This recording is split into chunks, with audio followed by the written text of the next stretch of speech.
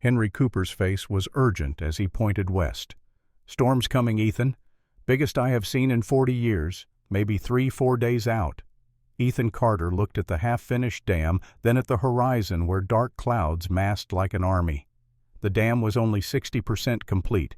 His cattle were dying, Warren Blackwell wanted him dead, and the woman he was beginning to love had just ridden into the middle of it all. "Then we need to work fast," he said. But first he needed to bury his wife and son. Again. In his heart where they had been buried for 3 years, 2 months, and 11 days. This is the story of how a man learned to live again. There are moments in a man's life when everything changes, though he does not know it yet. The morning of August 7, 1887, dawned hot and merciless over the Texas prairie, and Ethan Carter woke alone in a house that had forgotten the sound of laughter. 4 in the morning, the same time he had woken every day for 3 years, 2 months, and 11 days. Not that he was counting, except that he was. Every single sunrise without them was another mark on the wall of his grief, another stone added to the weight he carried in his chest.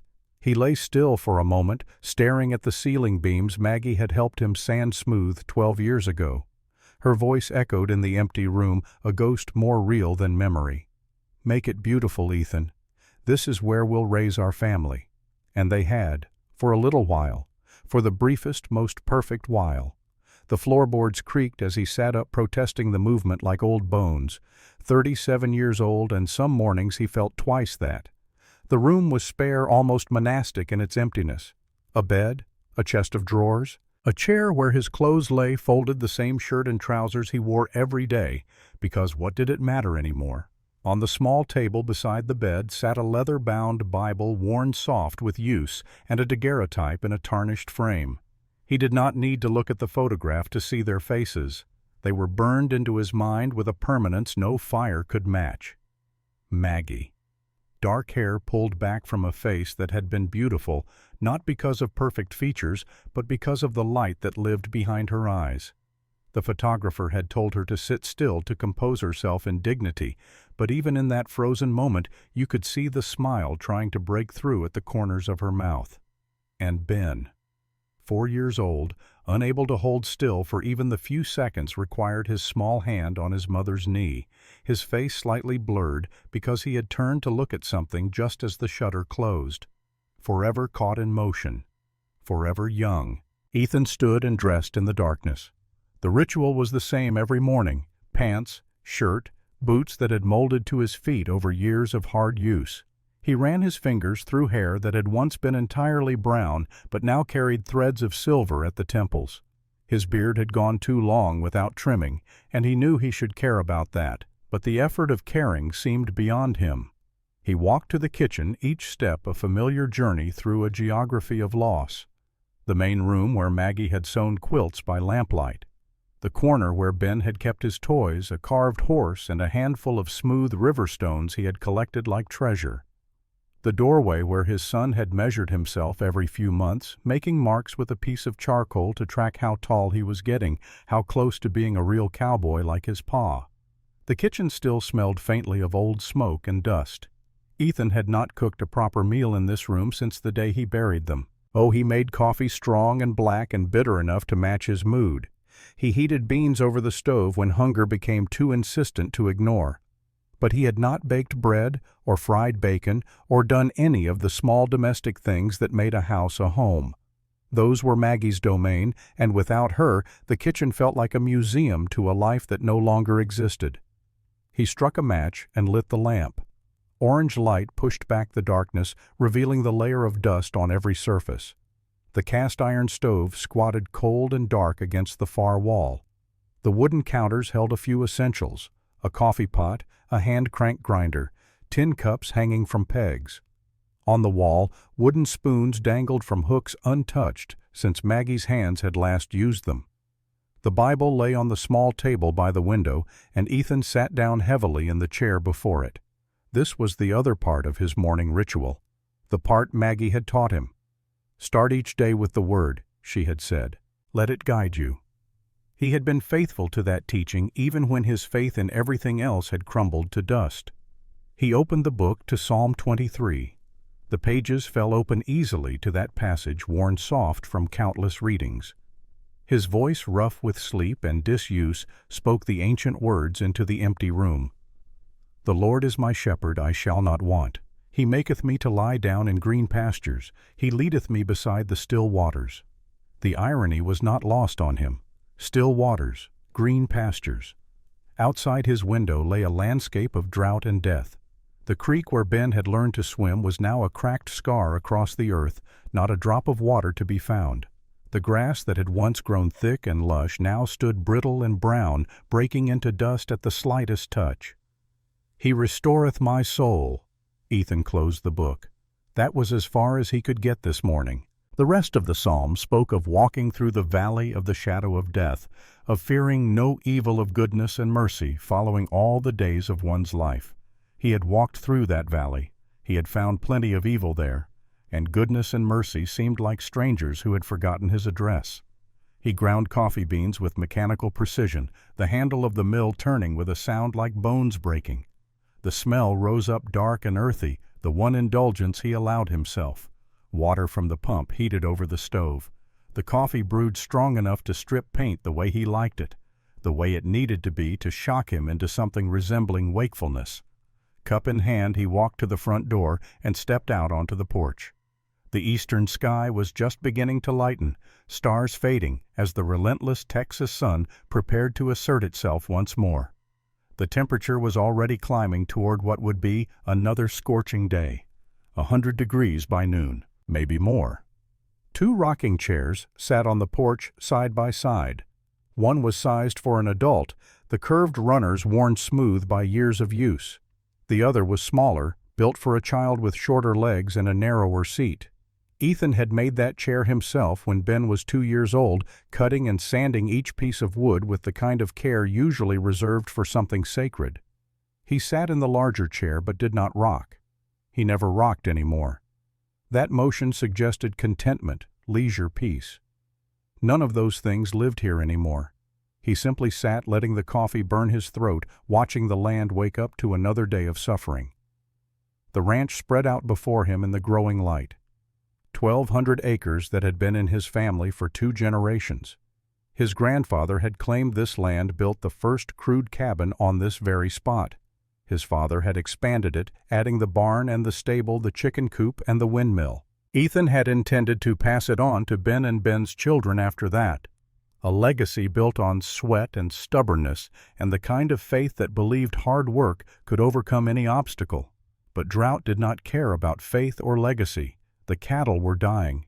He could see them from the porch, dark shapes scattered across the brown landscape. Once he had run 60 head, strong animals with glossy coats and clear eyes. Now 18 remained, and those were little more than walking skeletons. Their ribs showed through hide that had lost its luster. They stood with heads hanging low, too weak to do more than exist. The windmill stood silent and still. There was no wind to turn it, but even if there had been, it would have found nothing to draw up.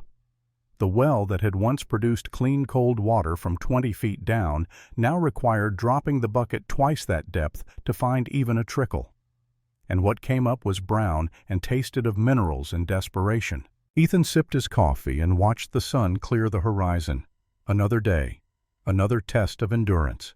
He thought about the work ahead, hauling water from the well to the cattle trough 2 miles there and 2 miles back because the trough near the barn had gone dry, checking fence lines that the heat had warped and split, trying to keep 18 animals alive long enough to maybe possibly sell them if a buyer could be found, and if the price was not so insulting that he would rather shoot them himself than accept the pittance offered.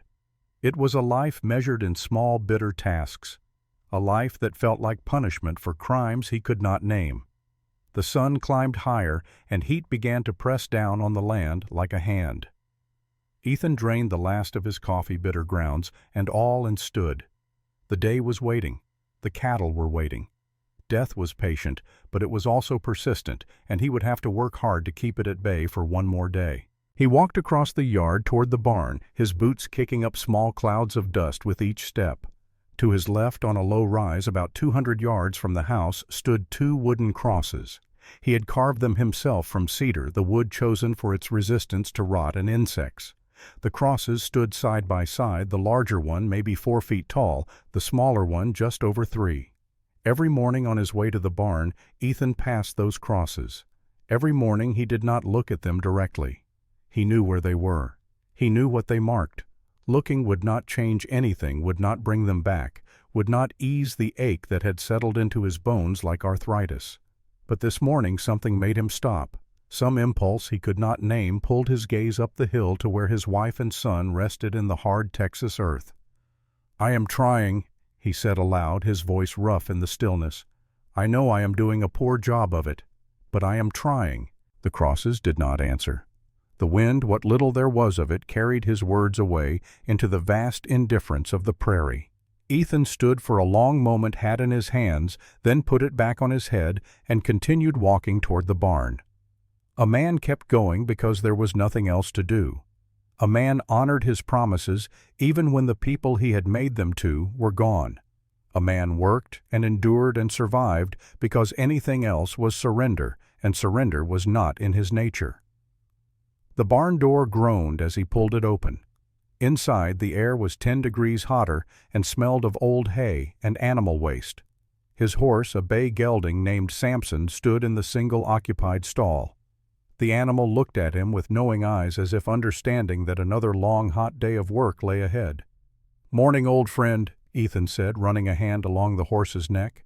Samson was 14 years old, bought as a young colt the year Ben was born. The horse had been meant to be Ben's someday. Now, like everything else on this ranch, he was worn down by heat and time and the slow erosion of hope. Ethan saddled the horse with practiced efficiency. Bridle, saddle blanket, saddle cinched tight. He loaded empty water barrels onto the cart attached to the saddle. 2 barrels. That was all Samson could pull in this heat. It meant 6 trips to provide enough water for 18 cattle, 12 miles of travel for what used to come freely from the creek. He was leading Samson out of the barn when he heard it. A sound so unexpected that at first he thought he had imagined it. The jingle of harness, the creak of wagon wheels. A visitor. Ethan paused, one hand on Samson's bridle, and looked toward the road. A cloud of dust rose in the distance, moving slowly toward the ranch. As it drew closer, he could make out a wagon pulled by a single mule, and on the bench sat a figure he recognized immediately. Henry Cooper, the station master from Redemption Springs. Ethan felt a flicker of something in his chest. Not quite worry, not quite curiosity, just a break in the monotony of routine that was noteworthy simply for being different. He waited as the wagon approached, watching Henry's weathered face beneath the brim of a battered hat. 72 years old if he was a day bent like a mesquite branch from decades of hard living, but with eyes that were still sharp and clear. Henry pulled the wagon to a stop and climbed down with the careful movements of a man whose joints protested every motion. He was thin in the way of people who had worked hard all their lives and never had quite enough to eat. His skin was the color of old leather, creased and lined by sun and wind. But there was kindness in his face, and Ethan had always respected that. "Henry," Ethan said by way of greeting, "what brings you out here?" "Come to fetch you into town," Henry said. "Got a delivery of barley waiting at the station. Figured you would want to pick it up yourself rather than pay for transport." Ethan nodded. The barley was feed for the cattle ordered weeks ago when he still had a little money left from selling 3 steers. It was probably the last feed he would be able to afford this season. "I appreciate you coming all this way to tell me," Ethan said. Henry waved a hand dismissively. 12 miles is nothing. Besides, I wanted to talk to you about something else." There was a weight to those words that made Ethan study the older man more carefully. Henry's expression had shifted, become more serious. "What is it?" Ethan asked. Henry glanced toward the house, then back at Ethan. "Maybe we should sit in the shade. This is a conversation best had out of the sun." They walked to the porch and sat in the 2 rocking chairs. Ethan in the larger one, Henry in the smaller, his feet barely touching the ground. For a moment, neither man spoke. The silence between them was comfortable, the kind that came from years of knowing each other. Finally Henry said, "There is a woman at the station." Ethan waited, not understanding what this had to do with him. She came in on the morning train from San Antonio, Henry continued. Been sitting there since 8 o'clock. It is past noon now. Why? Ethan asked. Henry sighed and pulled a handkerchief from his pocket, mopping sweat from his forehead. She is a mail-order bride, or was supposed to be. Fellow named Crane was meant to meet her. Ethan knew Crane, a wealthy landowner with soft hands and a loud mouth, the kind of man who smiled too much and meant none of it. Did he meet her? Ethan asked, though something in Henry's tone suggested he already knew the answer. Oh, he met her all right, Henry said, and there was disgust in his voice.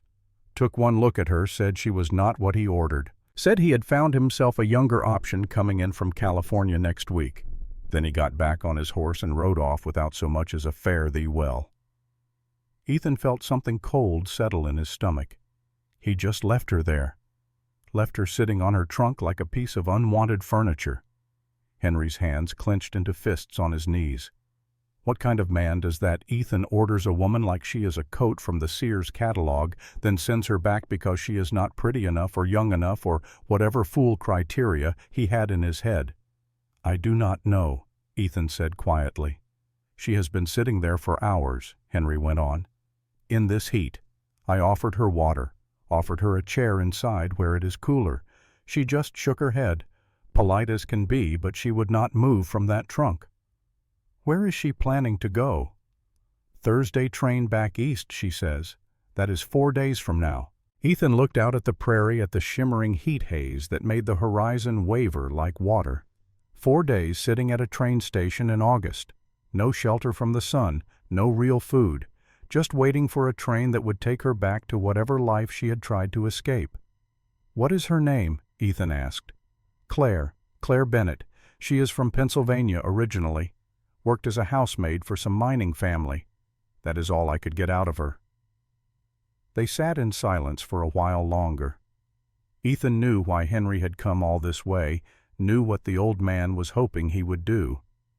But the thought of bringing another person into this house, into this life of slow death and fading hope, felt wrong somehow, cruel even.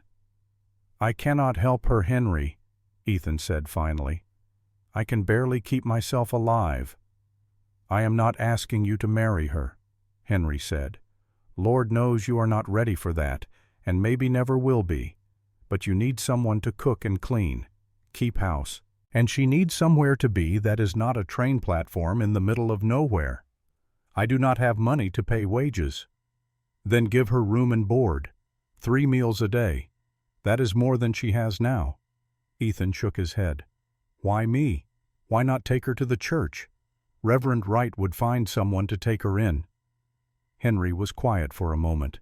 When he spoke again, his voice was soft.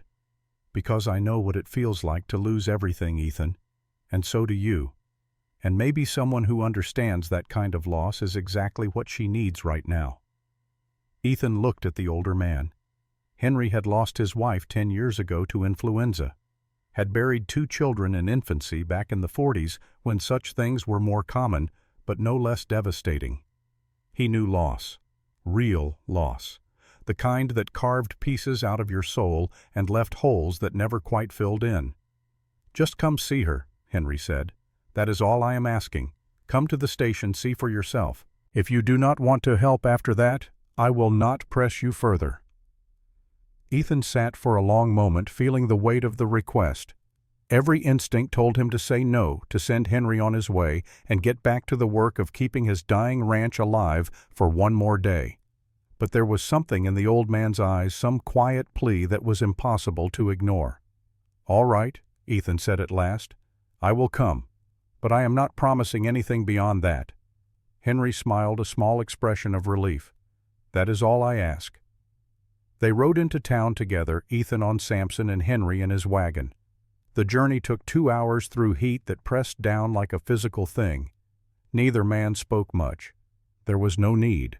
The land around them told its own story. Brown grass, cracked earth, cattle carcasses here and there, bones picked clean by buzzards and coyotes. Redemption Springs appeared on the horizon like a mirage, a cluster of wooden buildings that seemed to shimmer and waver in the heat. The town had been founded 30 years ago by settlers who believed this land could support a thriving community. At its peak, maybe 300 people had lived here. Now it was closer to 150, and those who remained did so more out of stubbornness than any real hope of prosperity. The train station sat at the edge of town, a simple wooden structure with a covered platform and a small office where Henry worked. The 10:15 from San Antonio had come and gone hours ago, leaving nothing behind but the smell of engine oil and the faint marks of wheels on the dusty ground. At the far end of the platform, in the narrow strip of shade cast by the roof overhang, sat a woman on a trunk. Ethan reined in Samson and dismounted slowly, his eyes on the figure. She sat with her back very straight, hands folded in her lap, staring out at the empty tracks that stretched toward the horizon. She wore a dress of faded blue calico, the fabric washed so many times it had gone soft as old paper. Her hair was brown, pulled back into a simple bun at the nape of her neck, and even from a distance Ethan could see the gray threads at her temples. She did not turn as they approached, did not acknowledge their presence in any way, just sat perfectly still as if she had become part of the platform itself. Henry touched Ethan's arm. "I will be in the office if you need me," he said quietly, then walked away, giving them privacy. Ethan stood for a moment uncertain. Then he walked toward her, his boots making hollow sounds on the wooden planks. When he was about 10 feet away, he stopped. "Ma'am," he said. She looked up slowly, and Ethan found himself meeting a pair of gray eyes that seemed to look straight through him. Not hostile, not particularly warm, just watchful, guarded. The eyes of someone who had learned not to trust easily. She was not young, not old either. Somewhere in that middle territory where life had started to leave its marks. Her face might have been pretty once, but hardship had drawn lines around her mouth and eyes that aged her beyond her years.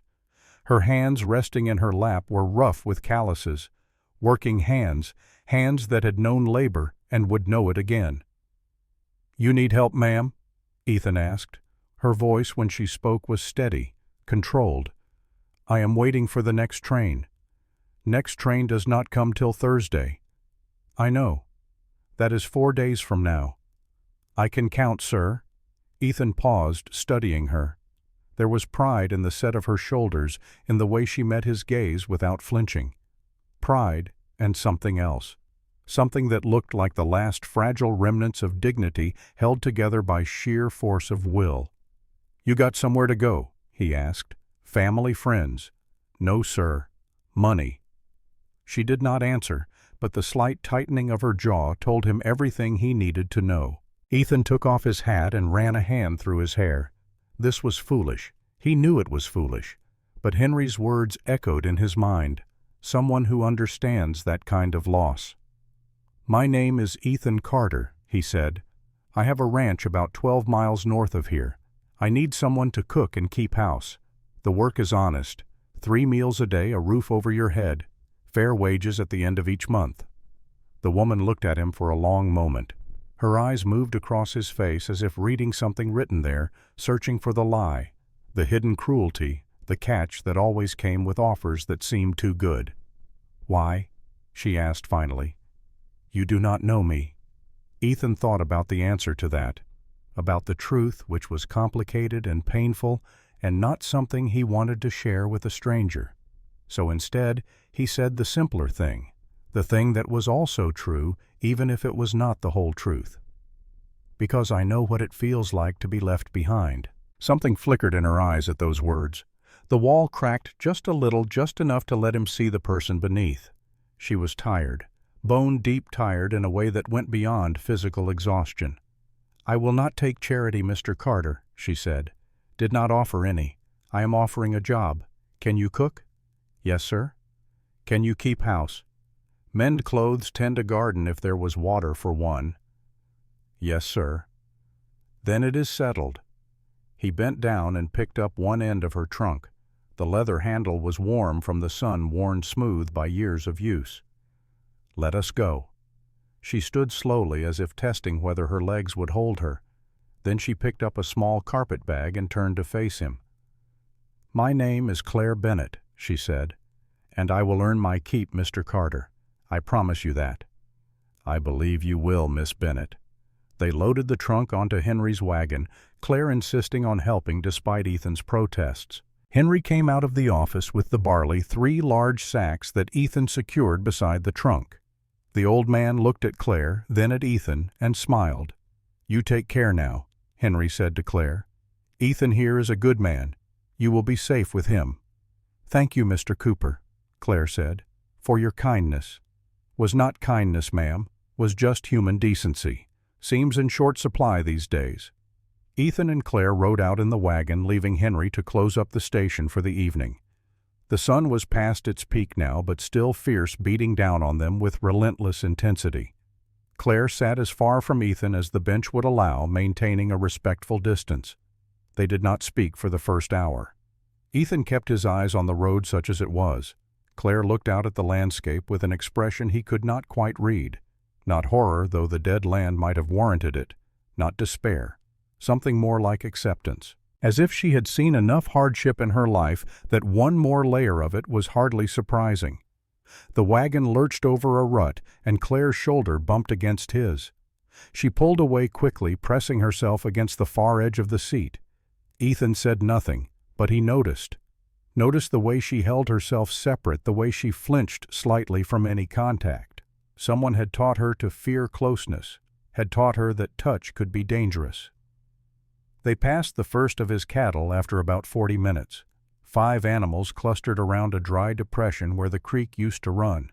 They looked up as the wagon passed, bovine eyes dull with hunger and thirst.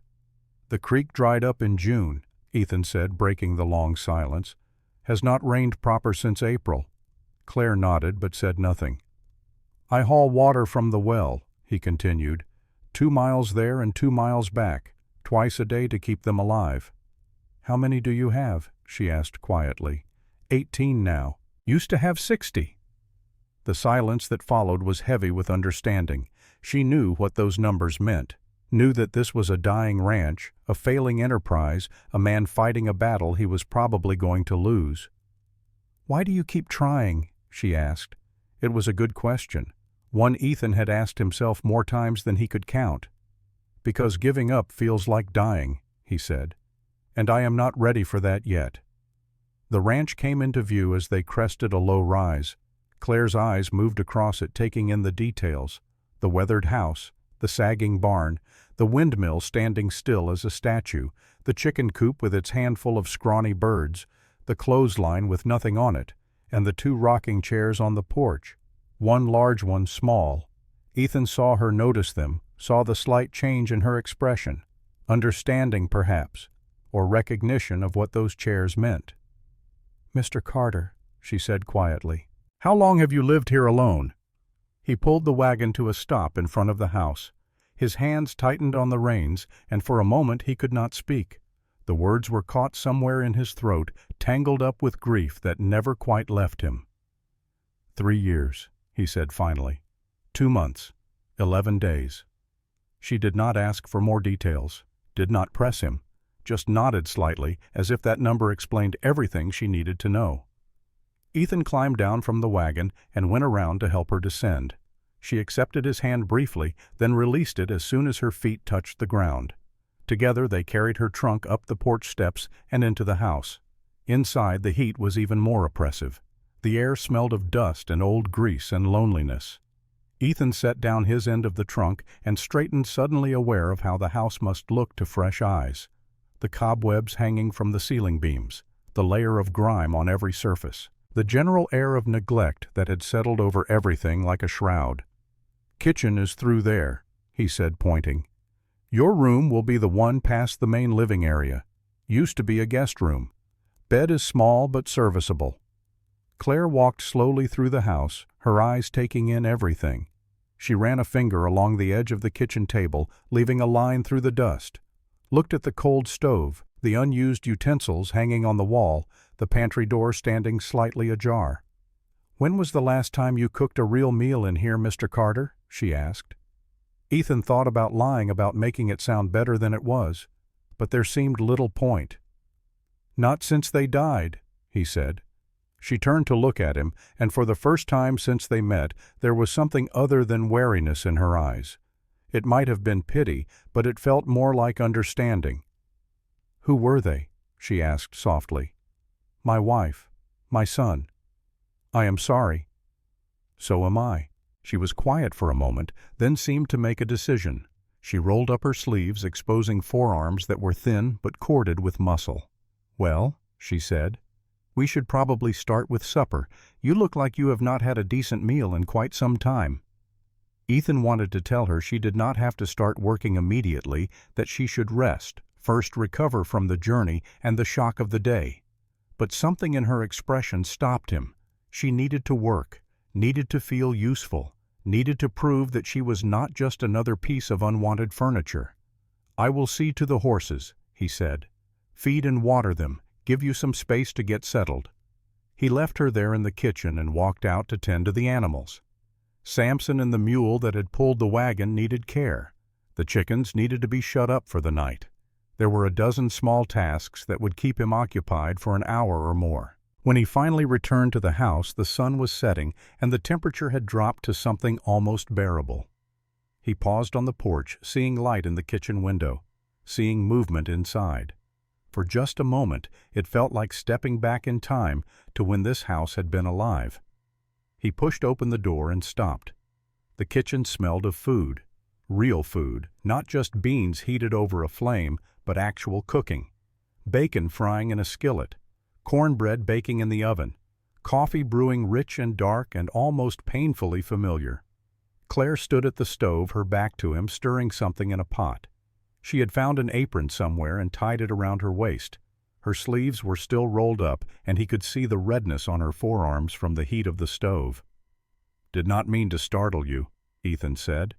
She turned, and he saw that she had cleaned. Not everything that would have been impossible in such a short time, but she had wiped down the table, and the counters had swept the floor, had made the kitchen look less like a tomb and more like a room where people might actually live. "Supper is nearly ready," she said. "I hope you do not mind. I found some bacon and beans in the pantry, made cornbread with what flour was left." "That is fine," Ethan said. His voice came out rough and he had to clear his throat. They sat across from each other at the table. 2 place settings, 2 tin cups filled with coffee. The food steamed between them. Claire had set it out simply, no fuss or decoration, just good, honest food on clean plates. Ethan bowed his head. "We ought to say grace." Claire folded her hands and closed her eyes. "Lord," Ethan said the words coming slowly like he had to pull them up from some deep place inside. "We thank you for this food, for the hands that prepared it, for your mercies which we do not always understand. In Jesus' name, amen." "Amen," Claire whispered. Ethan picked up his fork and looked at the cornbread on his plate. It was round, perfectly round, the way Maggie had always made it, the way her mother had taught her. He stared at it, unable to move, unable to breathe. "Mr. Carter." Claire's voice seemed to come from very far away. "Are you all right?" He tried to speak, but the words would not come. His hand was shaking. The fork trembled between his fingers. He set it down carefully, pressing his palms flat against the table. "It is round," he said. His voice sounded strange to his own ears, thick, choked. Claire looked confused. "I always make it round. My mother taught me that way." Ethan closed his eyes, saw Maggie standing at this same stove shaping cornbread with her hands humming a hymn under her breath. Saw Ben sitting at this table swinging his legs because they did not quite reach the floor, asking when supper would be ready. "She made it round too," he said. The silence that followed was profound. Ethan could hear his own heartbeat, could hear the ticking of the clock on the mantel, could hear the faint settling sounds of the house around them. When he finally opened his eyes, Claire was watching him with an expression he could not quite name. Not pity, something gentler than that, something that looked like shared understanding of what it meant to lose everything and keep going anyway. "I am sorry," she said quietly. "I can make it different if you prefer." "No." Ethan picked up his fork again, forced himself to cut into the cornbread. "It is good, thank you." They ate in silence after that. The food was simple but well prepared.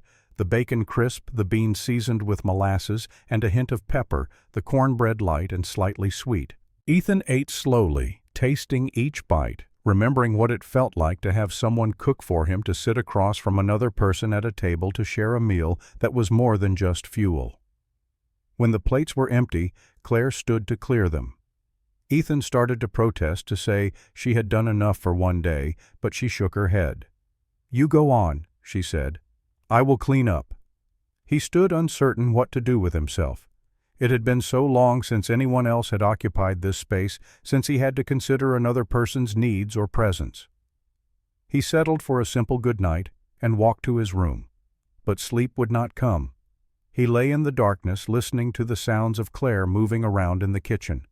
The splash of water as she washed dishes, the soft clink of plates being stacked, the creak of floorboards as she made her way to the guest room. And then, after a long silence, another sound. Faint, but unmistakable. The sound of someone crying, soft, muffled sobs that Claire was trying desperately to suppress. Ethan lay still, staring at the ceiling, listening to this stranger weep in his house. He knew he should go to her, should offer comfort, or at least acknowledgement of her pain. But he could not move, could not force himself to face one more person's grief when his own was still so raw. So he lay there listening until the crying stopped and the house fell silent once more. Outside, the night deepened. Stars emerged one by one in a sky so clear it felt like you could see forever. The heat that had pressed down all day finally released its grip, letting cooler air seep in from the north. Somewhere out on the prairie, a coyote called. Another answered. The lonely conversation of predators searching for prey in a land where even the hunters were starving. Ethan finally rose and walked to the window. From here he could see the two crosses on the hill barely visible in the starlight. Tomorrow he would go out to check on the cattle, would haul more water mend, more fence, do all the things that needed doing to keep this dying ranch alive for one more day. And Claire would be here, would cook and clean and try to earn her keep in a house that felt like a museum to loss. He did not know if bringing her here had been an act of kindness or cruelty, did not know if he had saved her or simply dragged her into his own private hell. But it was done now. She was here. And somehow, impossibly, the house felt a little less empty than it had this morning. That would have to be enough. The first day of building began before dawn. Ethan woke to the smell of coffee and bacon sounds that felt like they belonged to another lifetime. He dressed quickly and found Claire already in the kitchen, moving with quiet efficiency between stove and table. "Thought you might need a good breakfast for the work ahead," she said, not quite meeting his eyes. They ate in silence, the only sounds the scrape of forks on tin plates and the occasional pop from the stove. When Claire bowed her head for grace, Ethan noticed the raw patches on her palms where blisters had begun to form from yesterday's work in the kitchen. She had not complained, had not even mentioned it. After breakfast, they loaded the wagon with tools: 2 pickaxes, their handles worn smooth from years of use, 3 shovels of different sizes, a coil of rope, wooden stakes and a ball of twine for marking boundaries, water canteens wrapped in burlap to keep them cool, food for midday, more cornbread strips of jerky hard cheese. The journey to the low spot took nearly an hour. Ethan drove the wagon while Claire sat beside him, that same careful distance maintained between them. The morning air was already warm, promising another day of brutal heat. Overhead, the sky stretched endless and blue, not a cloud to break the monotony. The basin revealed itself gradually as they descended between 2 low rises. It was a natural formation, a depression in the earth about 300 feet across at its widest point. The land sloped gently down on all sides, creating a bowl that in wetter times would have filled with runoff from the surrounding hills. Now it held only dust and a thin trickle of water that seeped from between rocks at the far end, barely enough to dampen the ground before the sun stole it away. Ethan pulled the wagon to a stop and climbed down. He walked the perimeter slowly, eyes scanning the terrain with the practiced assessment of a man who had worked land all his life. Claire followed a few paces behind, silent but attentive. "Here," Ethan said, driving a stake into the ground at the southern edge. "And here." Another stake on the eastern side. "If I build up the banks between these points when the rains come, the water will collect in the center, deep enough to last through dry spells. 4, maybe 5 feet if we do it right." "How long will it take?" Claire asked. Ethan looked at the expanse of work ahead. Hundreds of cubic feet of earth to be moved, tons of dirt to be dug, carried packed into walls strong enough to hold back water and weather. 6 weeks working alone, he said. Maybe 4 if there are 2 of us. Claire walked to the wagon and picked up one of the shovels. It was too large for her, the handle extending past her shoulder, but she gripped it with both hands and looked at him steadily. "Then we should start," she said. They worked through the morning in a rhythm that developed without discussion. Ethan swung the pickaxe, breaking the sun-hardened earth into chunks that could be moved. Claire followed with the shovel, scooping up the loosened dirt and carrying it to the growing embankment. Back and forth, over and over, the repetitive motion becoming almost meditative. The heat climbed steadily. By 9 in the morning, the temperature had passed 90 degrees. By 10, it was over 100. Sweat soaked through their clothes, dripped from their faces, left dark stains in the dust. Ethan's shirt clung to his back. Claire's dress became heavy with moisture, the fabric sticking to her arms and legs. They did not speak. Speech required energy they could not spare. Instead, they fell into the wordless communication of shared labor, each understanding their role, each pushing themselves to match the other's pace. At noon, when the sun stood directly overhead and the heat became almost unbearable, Ethan called a halt. They retreated to the shade of a lone oak tree that stood at the edge of the work site, its branches offering blessed relief from the relentless glare. Claire sank to the ground, her back against the trunk chest, heaving with exertion. Her face was flushed, bright red hair escaping from its pins in damp strands that stuck to her forehead and neck. Ethan passed her the water canteen, and she drank deeply, water spilling down her chin, not caring about the waste because her body screamed for it. "You do not have to do this," Ethan said. "The agreement was cooking and housekeeping, not this." Claire wiped her mouth with the back of her hand, leaving a smear of dirt across her face. "A job is a job, Mr. Carter. I intend to earn my keep." They shared the food in silence, the cornbread and jerky tasting better than it had any right to because hunger made everything delicious. Around them, the prairie shimmered in the heat waves of distortion, making the horizon waver and dance. Nothing moved except the occasional dust devil spinning across the flat lands, and even those seemed too exhausted to maintain themselves for long. After 20 minutes, Ethan stood. Back to it. The afternoon was worse than the morning. The sun beat down with vindictive intensity, turning the earth into a furnace and the air into something thick and hard to breathe. Each swing of the pickaxe sent jolts of pain through Ethan's shoulders and back. Each shovelful Claire lifted felt like it weighed twice what it had that morning. Around 3 o'clock, Claire's foot slipped on a patch of loose earth. She stumbled forward, arms windmilling for balance, and fell face first into the excavated pit. The shovel went flying.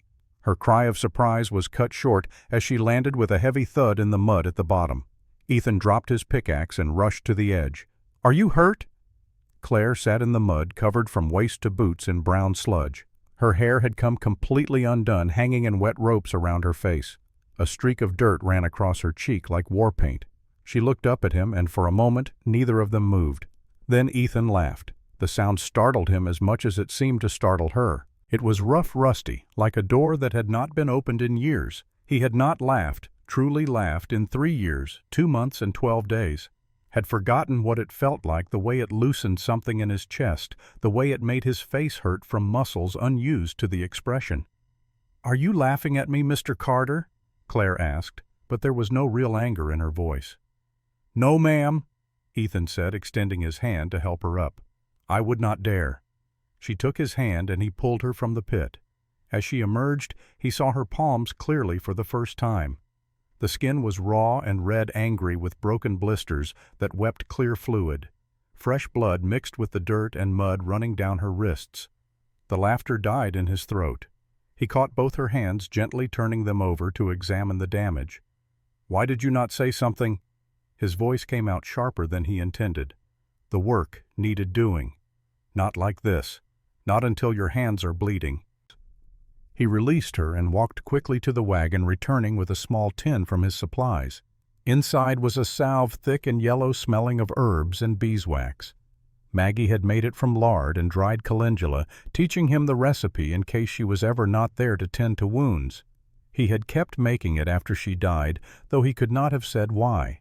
Habit, perhaps, or the need to keep some small part of her alive through the rituals she had taught him. "Give me your hands," he said. Claire hesitated, then extended them palms up. Ethan dipped his fingers into the salve and began to work it into her wounds as gently as he could manage. The medicine was cool against her heated skin. She flinched once, a quick intake of breath, but did not pull away. They were close now, closer than they had been since she arrived, close enough that Ethan could see the flecks of gold in her gray eyes, close enough to feel her breath warm on his face, close enough to notice things he had not allowed himself to notice before. The small scar on her chin, the way her lower lip was slightly fuller than the upper, the faint smell of her, despite the sweat and dirt, something that might have been lavender once now faded to almost nothing. His hands cradled hers, the salve slick between their skin. For a moment that stretched longer than it should have, neither of them moved. The world seemed to narrow to just this.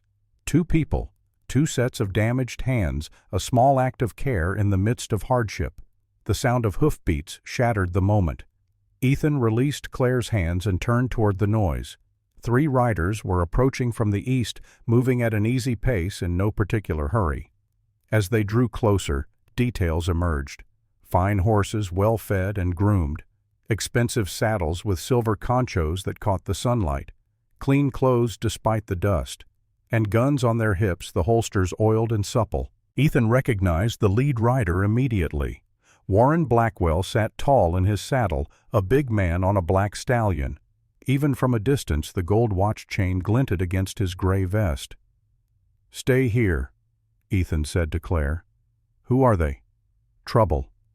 But Claire did not stay. She followed him as he walked toward the approaching riders, staying a few steps behind, but close enough to hear. The 3 men reined in their horses about 20 feet from where Ethan stood. Blackwell dismounted with practiced ease, landing lightly despite his size. He was 55 years old, but carried himself like a man 10 years younger. His face was broad and red, the face of someone who ate well and often. A thick mustache, waxed at the ends, covered his upper lip. Behind him, still mounted, sat 2 men. One was Jack Morrison, Blackwell's foreman, 45 years old, with a scar running down his left cheek like a dried riverbed. His eyes were flat and watchful, the eyes of a man who had done hard things and would do them again if asked. The other was younger, maybe 19, Tommy Hayes. Ethan knew him slightly, knew his mother was sick, knew the boy worked for Blackwell because he had no other choice. Unlike Morrison, Tommy looked uncomfortable, his hands fidgeting with the reins, his eyes not quite meeting Ethan's. "Ethan Carter," Blackwell said, his voice smooth and friendly. "Working hard, I see." "Mr. Blackwell," Ethan replied, his tone carefully neutral. "What brings you out here?" Blackwell smiled, that practiced expression that looked warm but held no actual warmth. "Just being neighborly. Heard tell you have been thinking about construction projects. Word travels fast." "It does in a small valley like ours." Blackwell walked closer, his boots crunching on the dry ground. His eyes moved past Ethan to the excavation site, the stakes marking the planned embankment, the tools scattered about. "Ambitious. Building a dam. It is my land. I can do what I want with it." Of course. Blackwell's smile widened. "No one is disputing your right to dig on your own property. I simply wanted to discuss the matter with you, man to man, before things become complicated." Ethan waited, saying nothing. Blackwell pulled a folded paper from inside his vest. "I have come to make you an offer, Ethan, a generous one. $3,000, cash money, for your ranch, all of it, the house, the land, what cattle you have left." $3,000. It was more than the ranch was worth, especially in its current state. More money than Ethan had seen in his entire life. Enough to start over somewhere else, somewhere with water, somewhere that did not hold the ghosts of everyone he had loved. "It is not for sale," Ethan said. Blackwell's smile faltered slightly. "Now, Ethan, be reasonable. That is more than fair value for a dying operation. Your cattle are starving. Your well is going dry. What future do you have here?" "My wife is buried on that land," Ethan said quietly. "My son is buried on that land. I am not leaving them. Sentiment is admirable, but it does not pay debts or feed cattle." I said no. The friendliness dropped from Blackwell's face like a mask removed. What remained was harder, colder the face of a man accustomed to getting what he wanted. "That dam you are building," Blackwell said. "It will intercept water that flows onto my property, water that belongs to me. Water does not belong to anyone. It flows where God intended it to flow." "God." Blackwell laughed a short, bitter sound. "God gave my daughter fever from bad water 20 years ago. Watched her die over 4 days and did nothing. Do not talk to me about what God intends." For just a moment, Ethan saw something raw in the other man's eyes. Real pain, old, but not healed. Then it was gone, replaced by that cold calculation. "The water in this valley belongs to whoever has the power to control it," Blackwell continued. "And I have that power. Your dam threatens my water supply. I cannot allow it. Cannot or will not. Does it matter?" Blackwell noticed Claire for the first time, his gaze moving over her in a way that made Ethan's hands clench into fists. "And who is this? I did not know you had company." "I am Claire Bennett," she said, her voice steady despite the way Blackwell was looking at her. "I work here. The mail-order bride that Crane did not want, I presume?" Blackwell's smile returned cruel now. My, Ethan Carter taking in strays. How charitable." "That is enough," Ethan said. His voice was low, dangerous. He did not recognize the sound of it. Blackwell held up his hands in mock surrender. "No offense intended, simply making an observation." He turned back to Ethan. "I am giving you 1 week to reconsider my offer. After that, things will become more difficult." "Is that a threat?" "It is a promise. Accidents happen, Ethan. Cattle die. Wells go dry faster than expected. Men get hurt doing dangerous work." His eyes flicked meaningfully toward Claire, then back to Ethan. "It would be a shame if anyone came to harm because of stubbornness." He walked back to his horse and mounted with fluid grace. Morrison and Tommy followed suit. As they turned to leave, Tommy glanced back over his shoulder.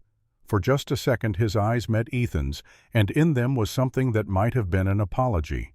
Then they were gone, riding back the way they had come, leaving only dust and the smell of horses and expensive tobacco. Claire came to stand beside Ethan.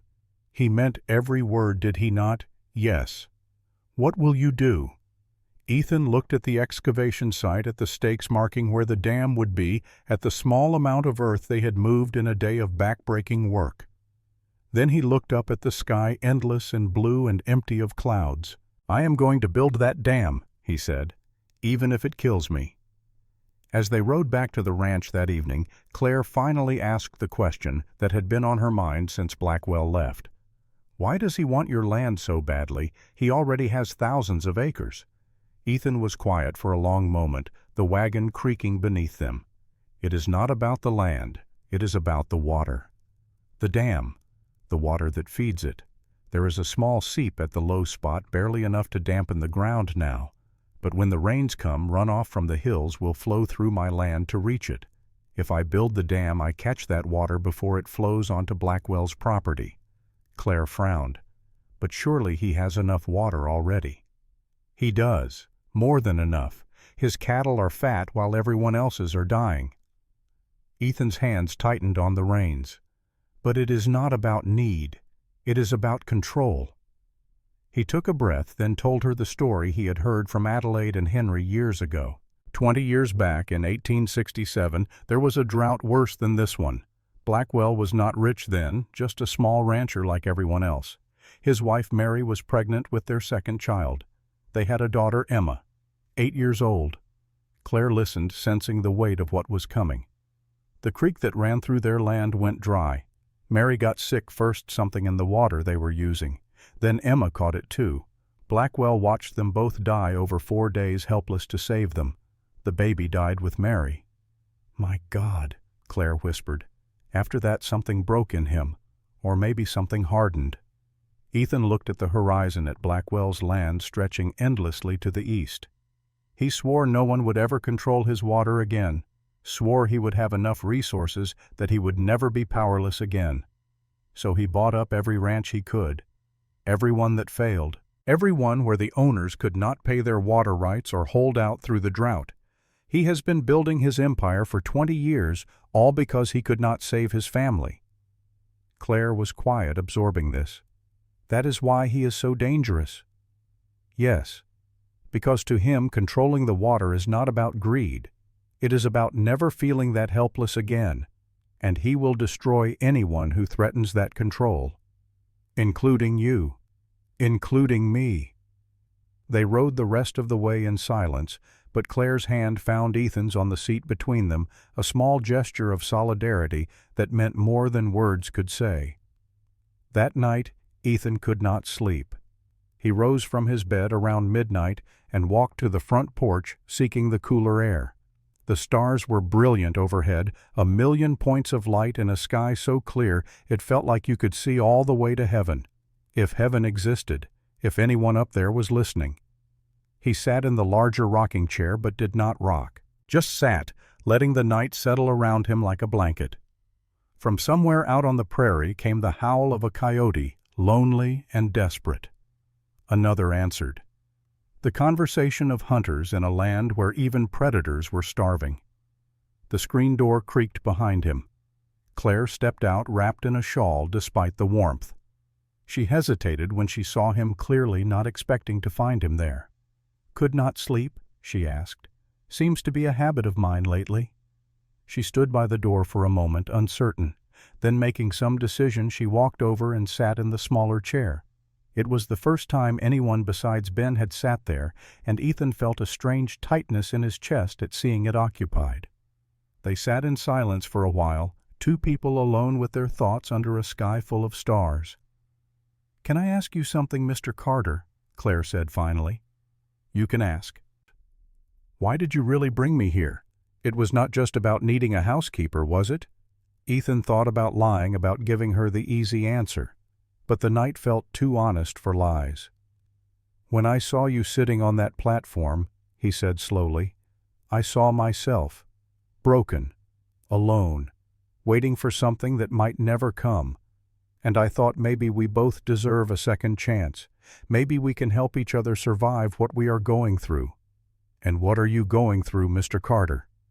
He was quiet for a long time, long enough that she might have thought he was not going to answer. But then the words came, pulled up from some deep well inside him.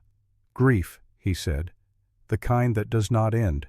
The kind that wakes you up in the middle of the night and sits on your chest until you cannot breathe.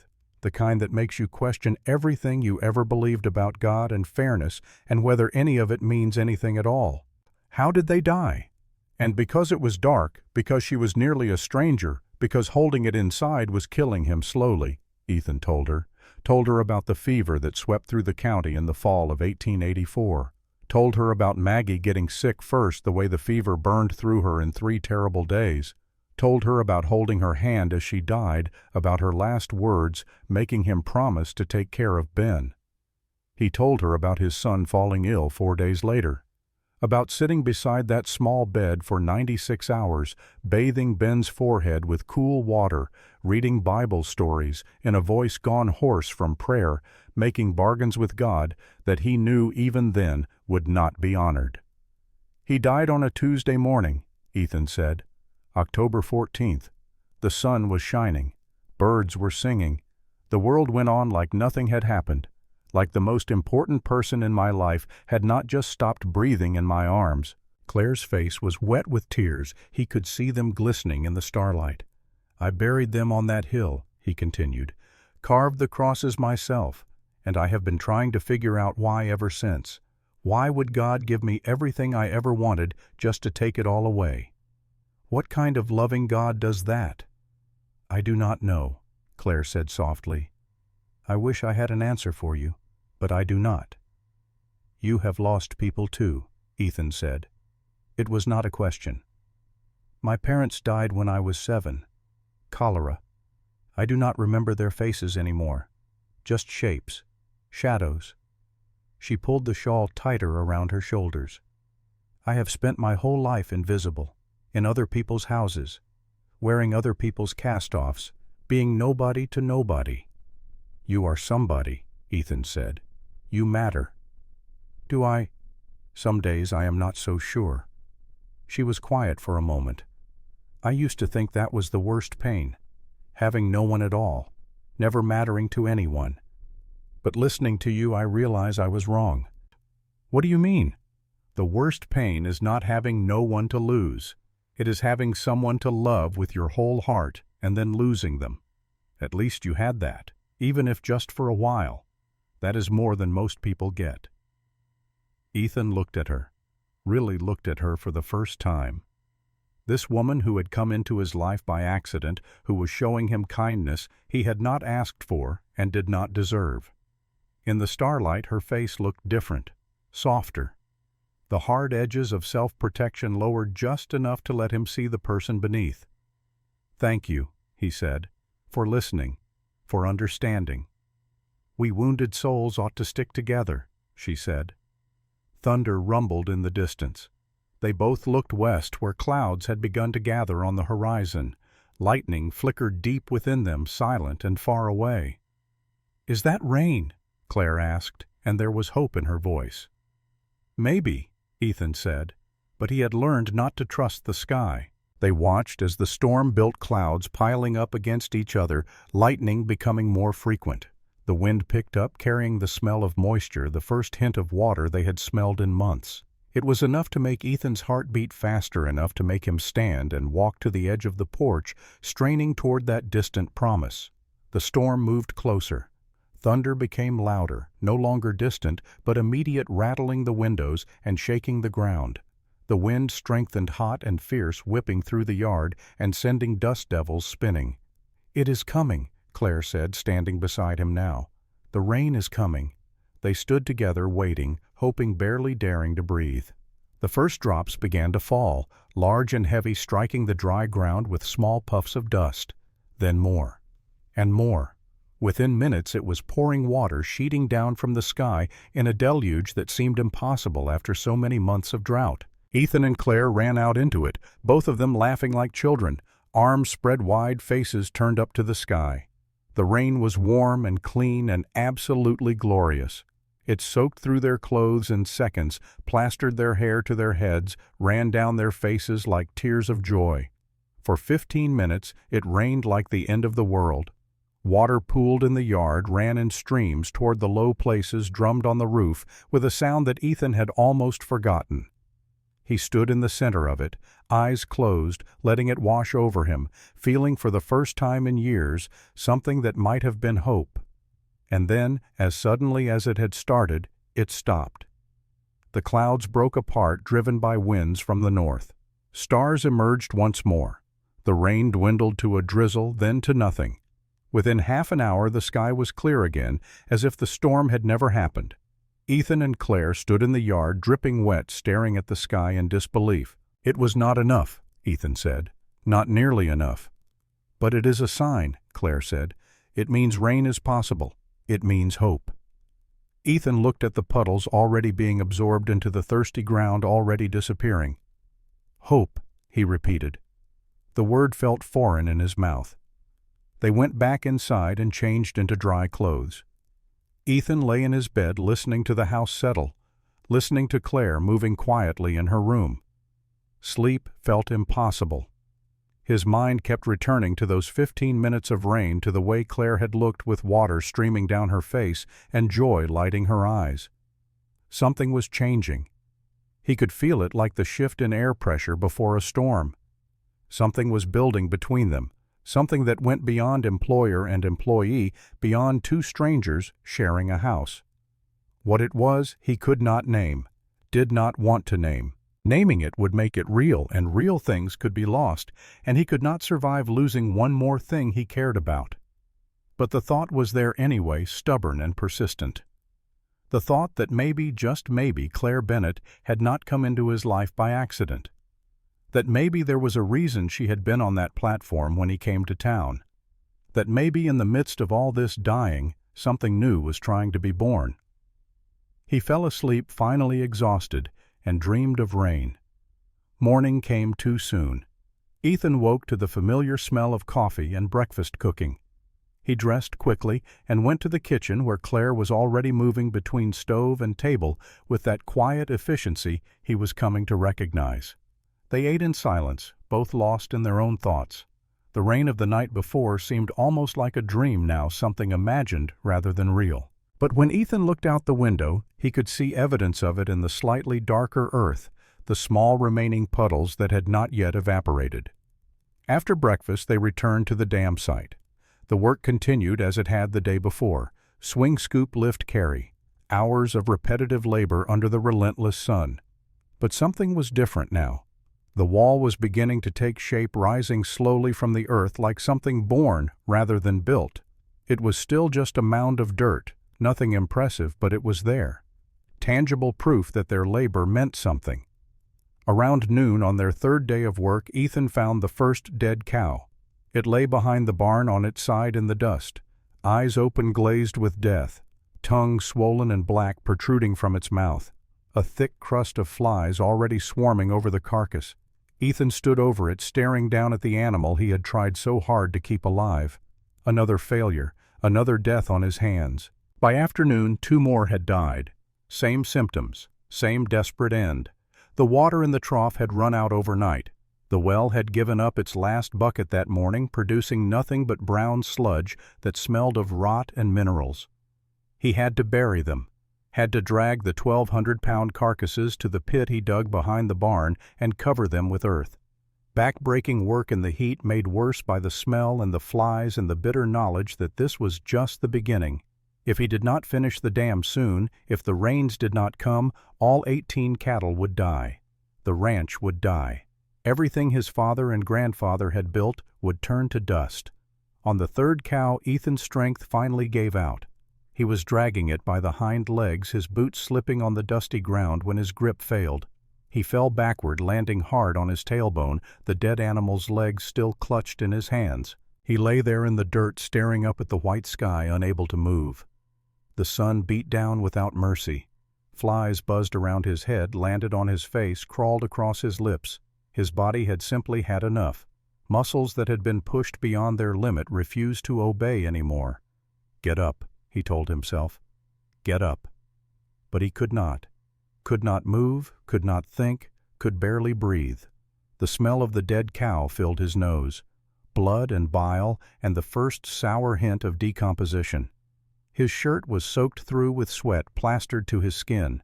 He could feel grit between his teeth, taste dust on his tongue. Claire found him an hour later, still lying beside the carcass. She did not speak, did not ask questions. Simply knelt beside him, slipped her arm under his shoulders, and helped him to his feet.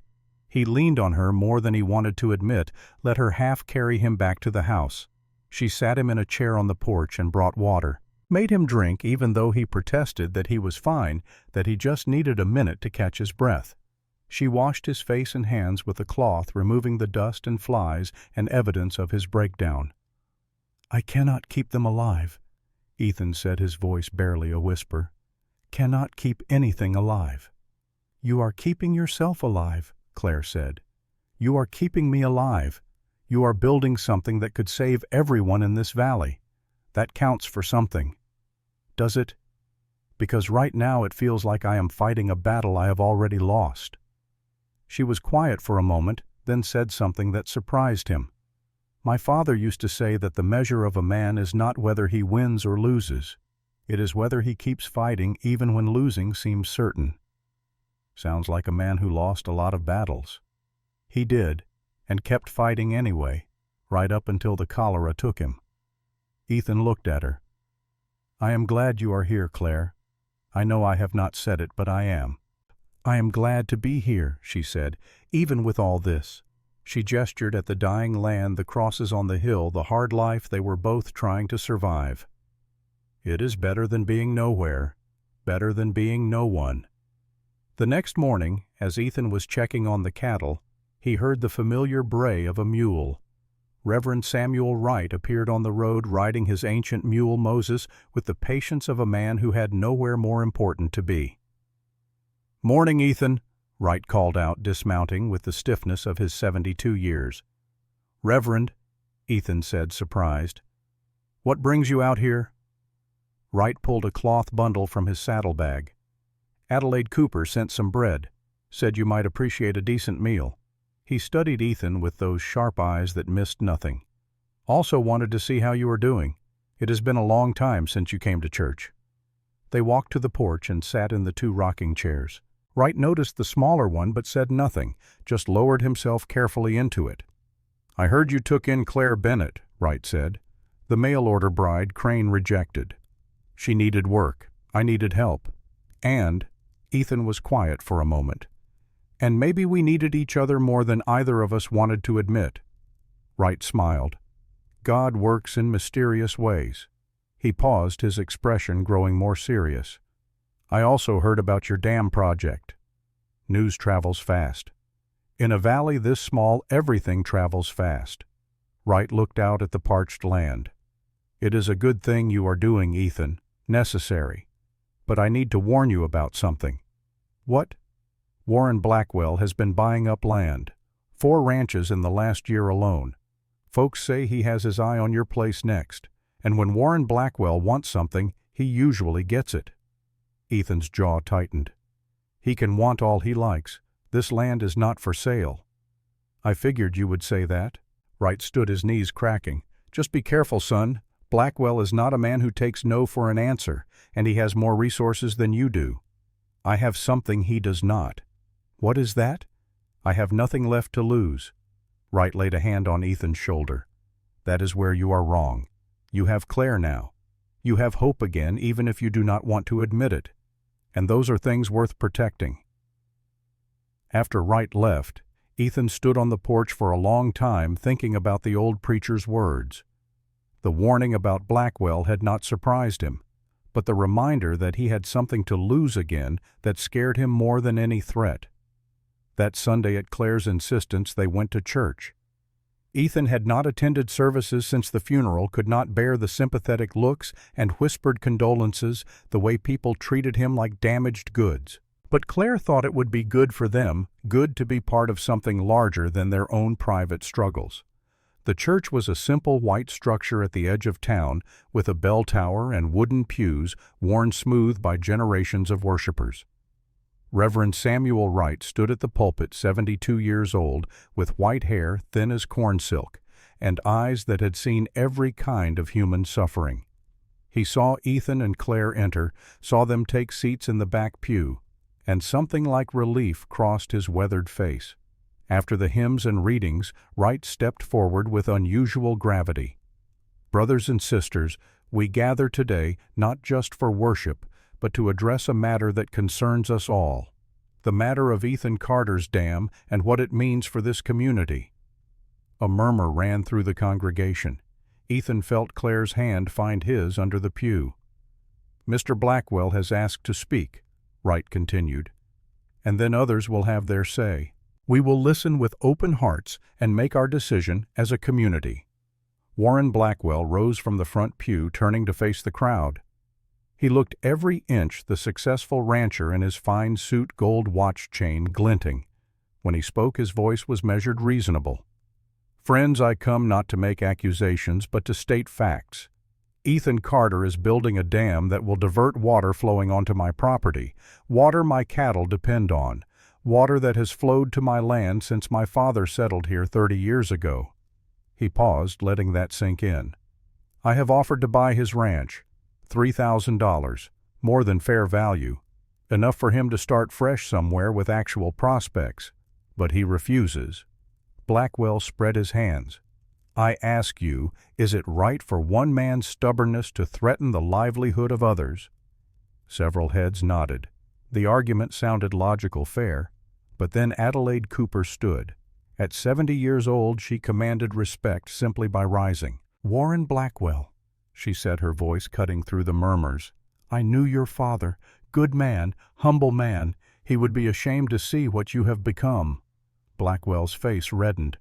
"Mrs. Cooper, this is not—" "I am not finished." Adelaide's eyes swept the congregation. "I also knew Ethan's father and his grandfather. They dug the first well in this town, gave water freely to anyone who needed it.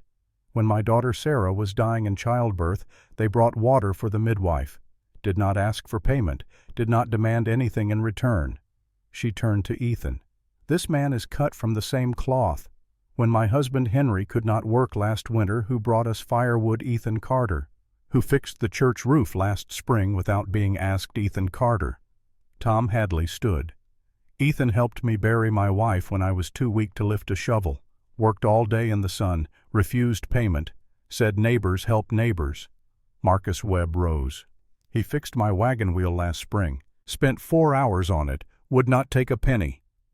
One by one people stood, Jenny Patterson, widow with 3 children.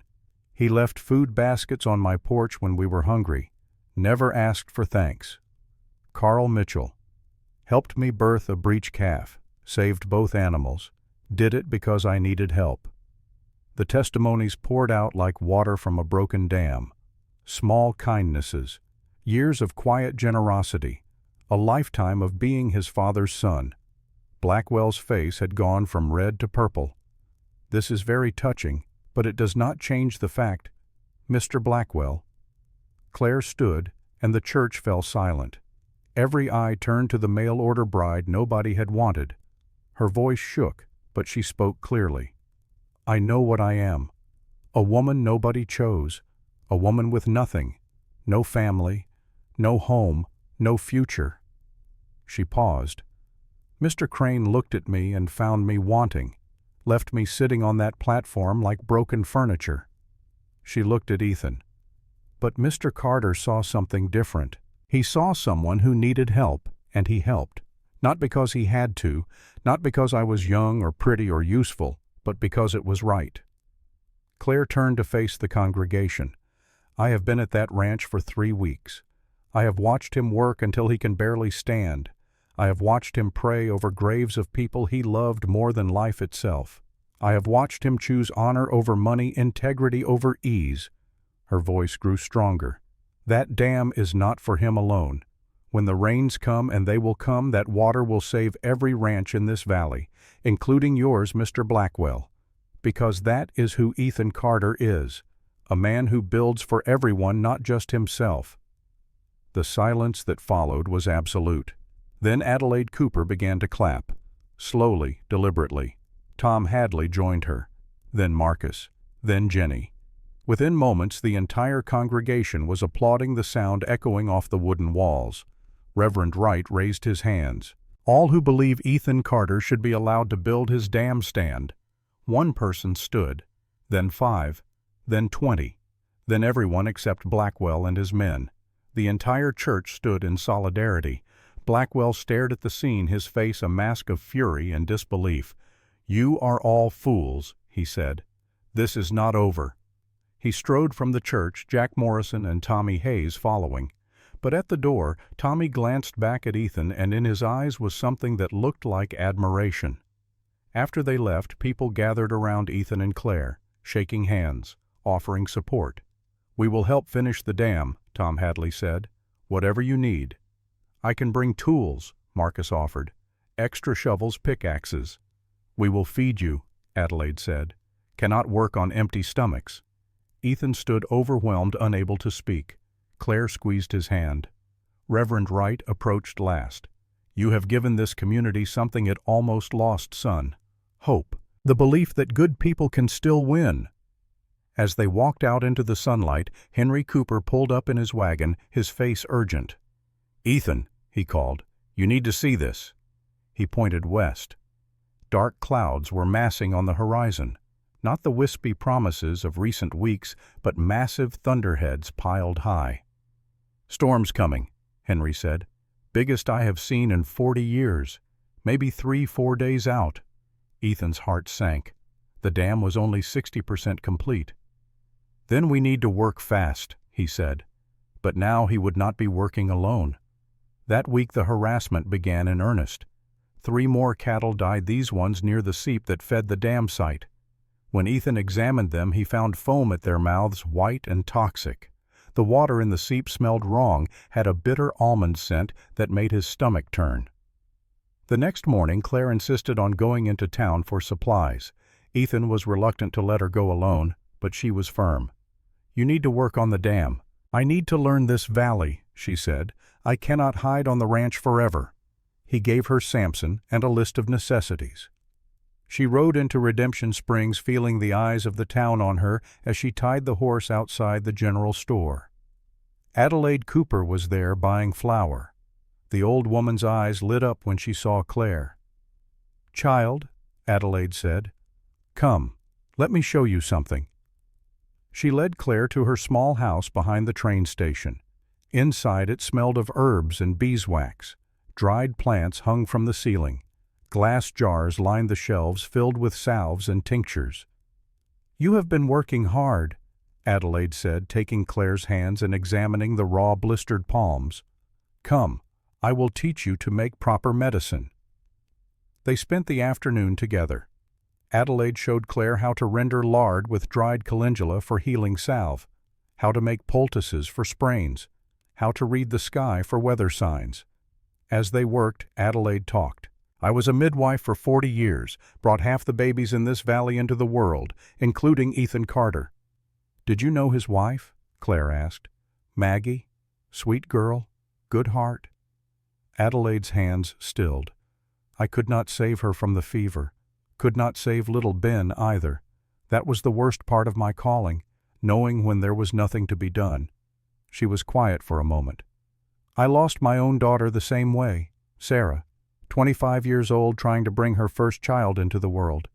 We did not have enough clean water. She developed fever. Died in my arms." Claire's eyes filled with tears. "I am so sorry." "We all carry our losses," Adelaide said. "The question is what we do with them. Some people like you and Ethan let the loss teach them compassion. Others, like Warren Blackwell, let it turn them hard and mean. Mr. Blackwell lost someone too. His daughter Emma, 8 years old, died from bad water during a fever outbreak, same one that took Sarah. But where I learned to give whatever I could to others, Warren decided to take everything for himself." Adelaide looked at Claire intently. "He is a dangerous man-child. Dangerous because his grief made him believe that controlling everything is the same as protecting what matters. Be careful." She pressed a jar of salve into Claire's hands, along with a folded piece of fabric. "This was Sarah's scarf. I want you to have it. You remind me of her, stubborn enough to hope even when hope seems foolish." Claire clutched the gifts, overwhelmed. "Thank you for everything." "Take care of that man," Adelaide said.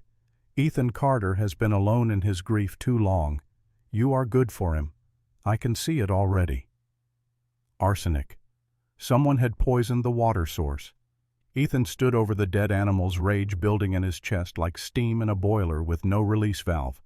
He knew who had done this, knew it as certainly as he knew his own name, and every instinct screamed at him to ride to Blackwell's ranch to drag the man from his house and beat him until he could not stand. He was walking toward the barn, toward his horse and the Winchester rifle that hung on the wall, when Claire stepped in front of him. "No," she said. "He killed my cattle, poisoned the water. I am not going to just let that stand. And if you go after him with a gun, what happens? You kill him, you go to prison, or more likely his men kill you, and I am left here alone and he gets your land anyway. So I just do nothing. You finish the dam, you show him he cannot break you. Killing him makes you a murderer, surviving makes you a man." Ethan's hands were shaking. His whole body vibrated with the need to act, to fight back, to make someone pay for all the loss and pain and grinding hardship. But Claire stood firm, her eyes locked on his, and slowly, slowly, the rage cooled to something more manageable. "He cannot keep getting away with this," Ethan said. "He will not. But we fight him the right way. We finish the dam. We prove he does not own all the water. We show the whole valley there is another way." That night they heard horses. 6 riders circling the ranch carrying torches that bobbed and weaved in the darkness like fireflies. They did not attack, did not approach the house, just rode slowly around the perimeter, letting Ethan and Claire know they were being watched. Tommy Hayes was among them. He sat on his horse torch in hand and looked toward the house where he could see Ethan's silhouette in the window. His stomach churned with guilt. This was wrong. All of it was wrong. But his mother was sick, needed medicine, needed care, and Blackwell paid better than anyone else in the valley. Still, as he rode away with the others, Tommy could not shake the feeling that he was on the wrong side of this fight. Inside the house, Ethan and Claire stood watch until dawn, the Winchester loaded and ready. But the attack never came. This was psychological warfare meant to frighten and intimidate rather than harm.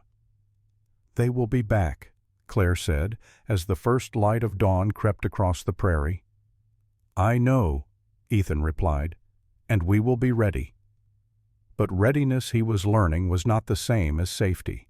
And in this valley, with Warren Blackwell determined to control every drop of water, safety might be nothing more than a pleasant fiction. The days blurred together after that. Work on the dam, care for the remaining cattle, constant vigilance against the next attack that could come at any time. Ethan and Claire fell into a routine born of necessity, each understanding their role without needing to discuss it.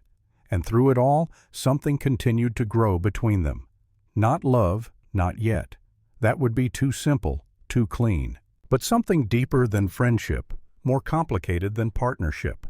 A bond forged in shared hardship, in mutual respect, in the recognition that they were both fighting the same battle against loneliness and loss, and the grinding cruelty of an indifferent world. They did not speak of it, did not acknowledge it.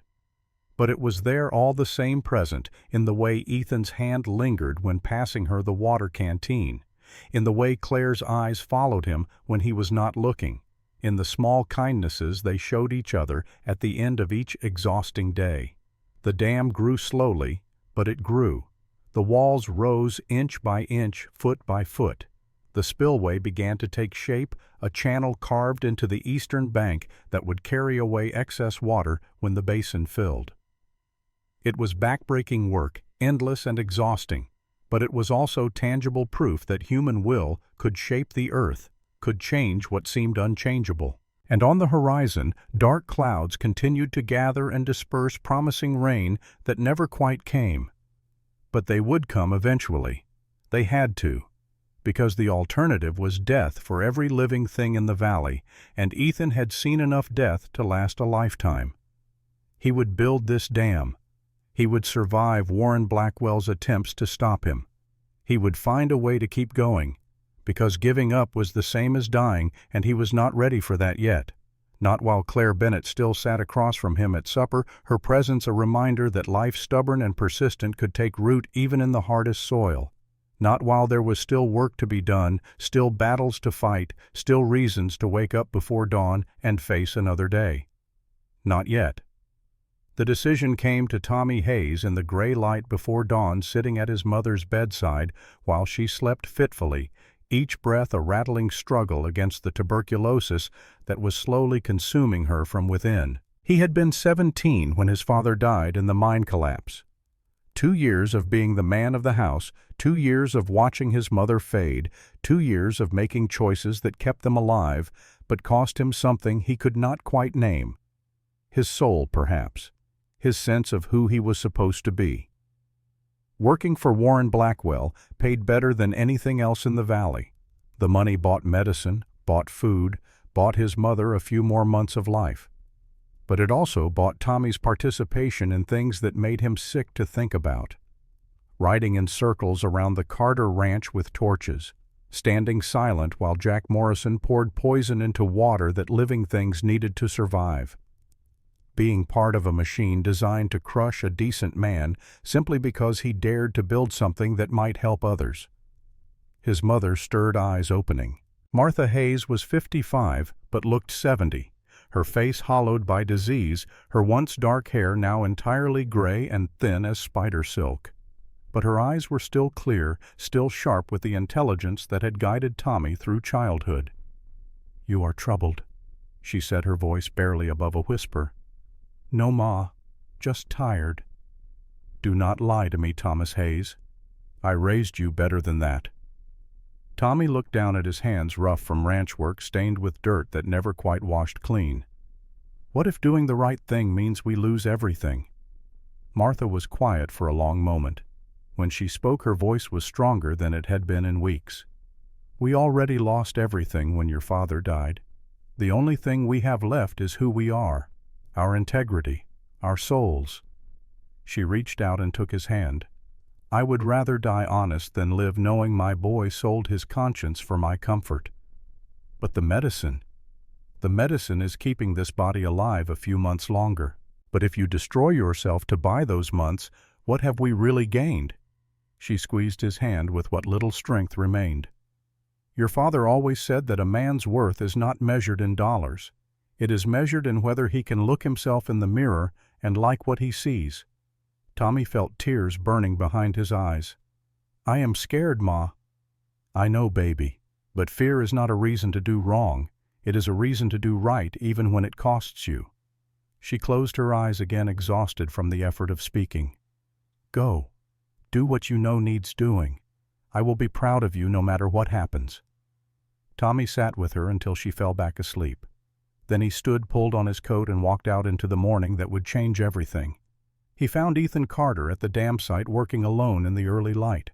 The man looked exhausted, shoulders bent under the weight of too many sleepless nights and too much hard labor. But he kept swinging the pickaxe, kept breaking earth, kept building. "Mr. Carter," Tommy called out. Ethan turned, and his hand moved instinctively toward the rifle leaning against a nearby rock. When he saw who it was, the hand stopped but did not relax. "Tommy Hayes," Ethan said. "You are a long way from Blackwell's ranch. I came to warn you." Tommy dismounted, his legs unsteady beneath him. "They are coming tonight. Jack Morrison and 4 others. Mr. Blackwell ordered them to destroy the dam." Ethan's jaw tightened. "I figured as much. I am telling you because it is not right. None of this is right." Tommy's voice cracked. "I have been part of it and I am ashamed. But I am done now. I quit this morning. Told Mr. Blackwell I would not be part of destroying a man's honest work." "You need that job. Your mother needs the medicine." "My mother needs me to be a man she can be proud of more than she needs medicine bought with dirty money." Tommy met Ethan's eyes. "I am sorry for my part in what has been done to you. I am sorry I did not stand up sooner." Ethan studied the young man for a long moment. Then he extended his hand. "It takes courage to change sides. Real courage. Your father would be proud." Tommy shook the offered hand, and something inside him that had been tight for months finally loosened. "If you need work," Ethan said, "I cannot pay much, but I can offer 3 meals a day and a bunk. Dam needs finishing before the rains come. I would be honored, Mr. Carter." That night, Ethan and Claire waited. The dam was 60% complete now, walls rising 4 feet high, spillway carved and lined with stones. Close enough to functional that destroying it would require real effort. Close enough to finished that Blackwell must be desperate to stop it. Tommy had positioned himself on the ridge where he could see riders approaching. Around 11 o'clock, he gave the signal. 5 torches moving through the darkness like malevolent stars. Ethan stood from where he had been sitting on the porch and picked up the Winchester. Claire caught his arm. "Remember what we talked about?" she said. "You defend if you must, but you do not start a war." "I remember." He walked to the dam site, the rifle held loose in his hands, more statement than threat. The riders appeared out of the darkness. Jack Morrison in the lead, 4 other men behind him. They carried torches and tools, pickaxes meant for destruction.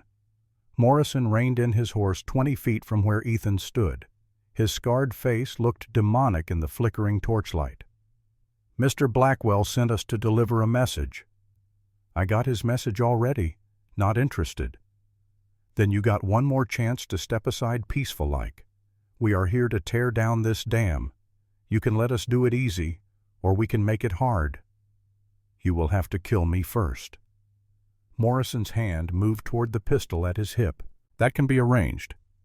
Before you do, Ethan said, his voice carrying in the stillness. Maybe ask yourself if you are ready to live with that. If you are ready to murder a man for building something that could save this whole valley. Save it, Morrison laughed. You are stealing water that belongs to Mr. Blackwell. Water does not belong to anyone. It belongs to God.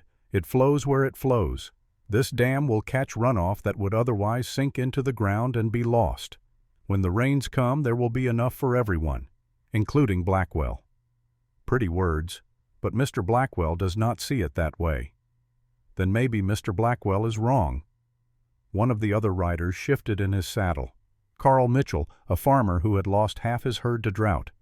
Jack, he said slowly, what if he is right? My cattle are dying same as everyone else's. This water could save them. Shut your mouth, Carl. No. Carl dismounted. I have been thinking about this all day. Thinking about what we are doing here. Mr. Blackwell already has more water than he can use. His cattle are fat while ours are dying, and we are helping him make sure it stays that way.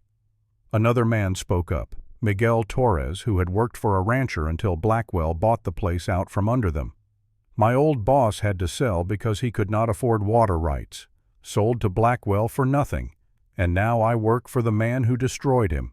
Is that what we want, one man owning everything while the rest of us beg for scraps? You are all fools, Morrison said. Blackwell will destroy anyone who crosses him. Let him try, Carl said.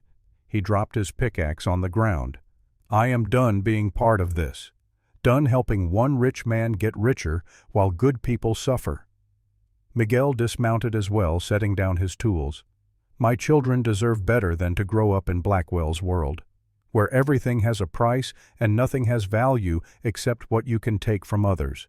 One by one the other men followed, until only Jack Morrison remained mounted, holding his pickaxe, staring at the rebellion unfolding before him. You are all making a mistake, he said, but his voice lacked conviction. Maybe, Ethan said, but it is our mistake to make. We are choosing community over one man's greed.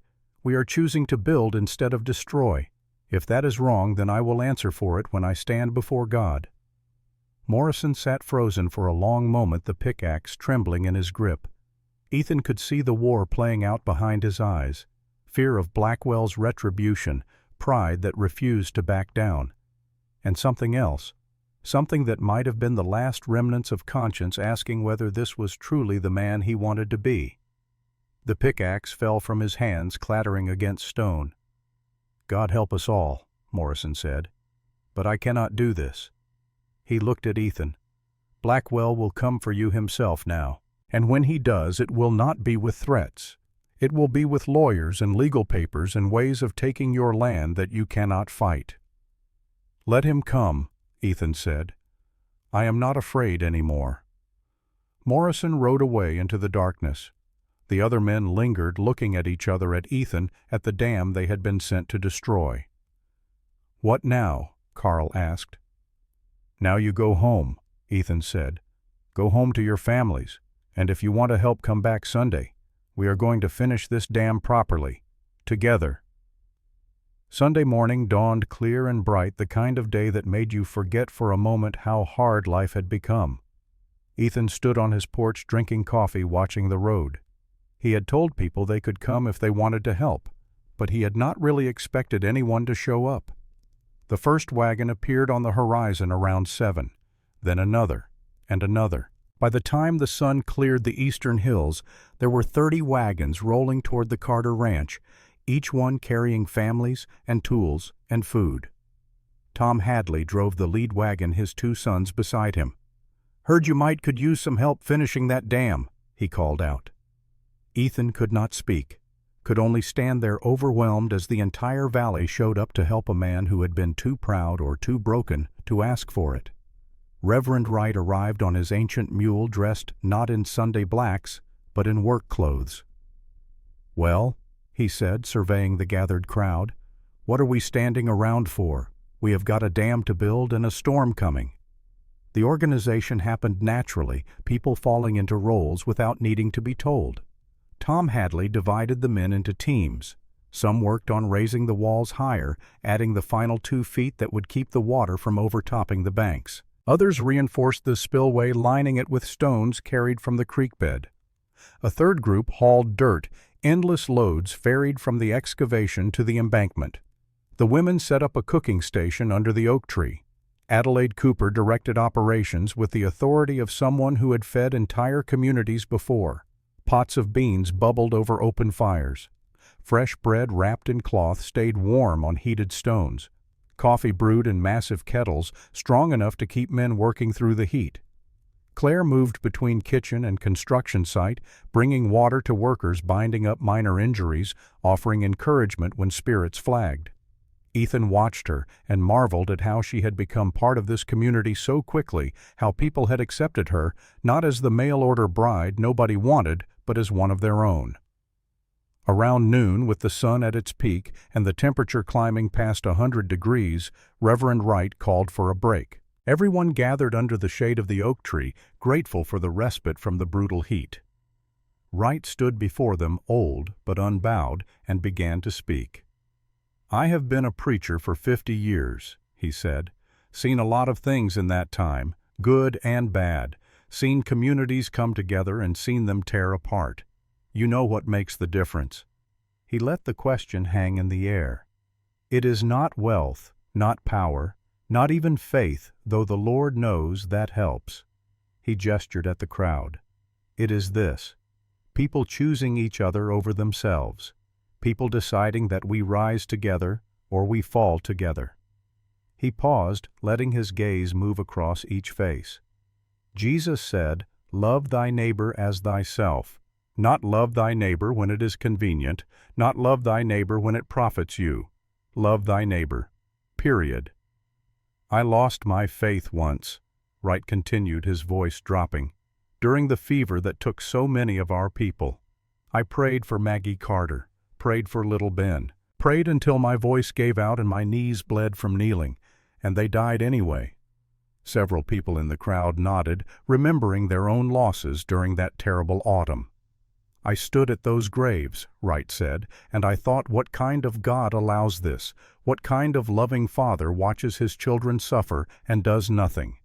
But then I realized something. God does not send miracles from heaven. He sends people brave enough to make them on earth." Wright pointed at the dam. "That is not just mud and stones. That is faith made solid, hope made real. That is 30 families saying we choose life over death, together over alone." He turned to Ethan. "You started this, son, but it is bigger than you now. This dam will stand long after we are all gone, and folks will remember this is where a community chose to survive." Wright bowed his head. "Lord, bless this work, bless these hands, not because we deserve it, but because we need it. Help us finish what we started. And when the rains come, may this water give life to all who need it. In Jesus' name, amen." "Amen," echoed across the gathering, strong and unified. They went back to work with renewed energy. The afternoon passed in a blur of labor and sweat and slow, steady progress. The dam walls rose higher. The spillway deepened. Stones were placed with care, packed with clay to seal the gaps. Around 3 o'clock, disaster struck. Claire was working on the spillway when a section of the bank gave way. Earth and stones cascaded down, and she went with them, tumbling into the excavated channel. She landed hard, her cry of pain sharp in the afternoon air. Ethan dropped his pickaxe and ran, his heart hammering with a fear he had not felt since Ben's illness. He reached her in seconds, dropping to his knees beside where she lay in the mud. "Claire, talk to me. Where are you hurt?" She tried to sit up and gasped, her face going white. "My ankle. I think I twisted it." Adelaide pushed through the crowd that had gathered, her healer's instincts taking over. She examined Claire's ankle with practiced hands, gentle but thorough. "Sprained," she announced. "Badly. You need to stay off it for at least a week." "We do not have a week," Claire protested. "We do not need you crippling yourself either," Adelaide said firmly.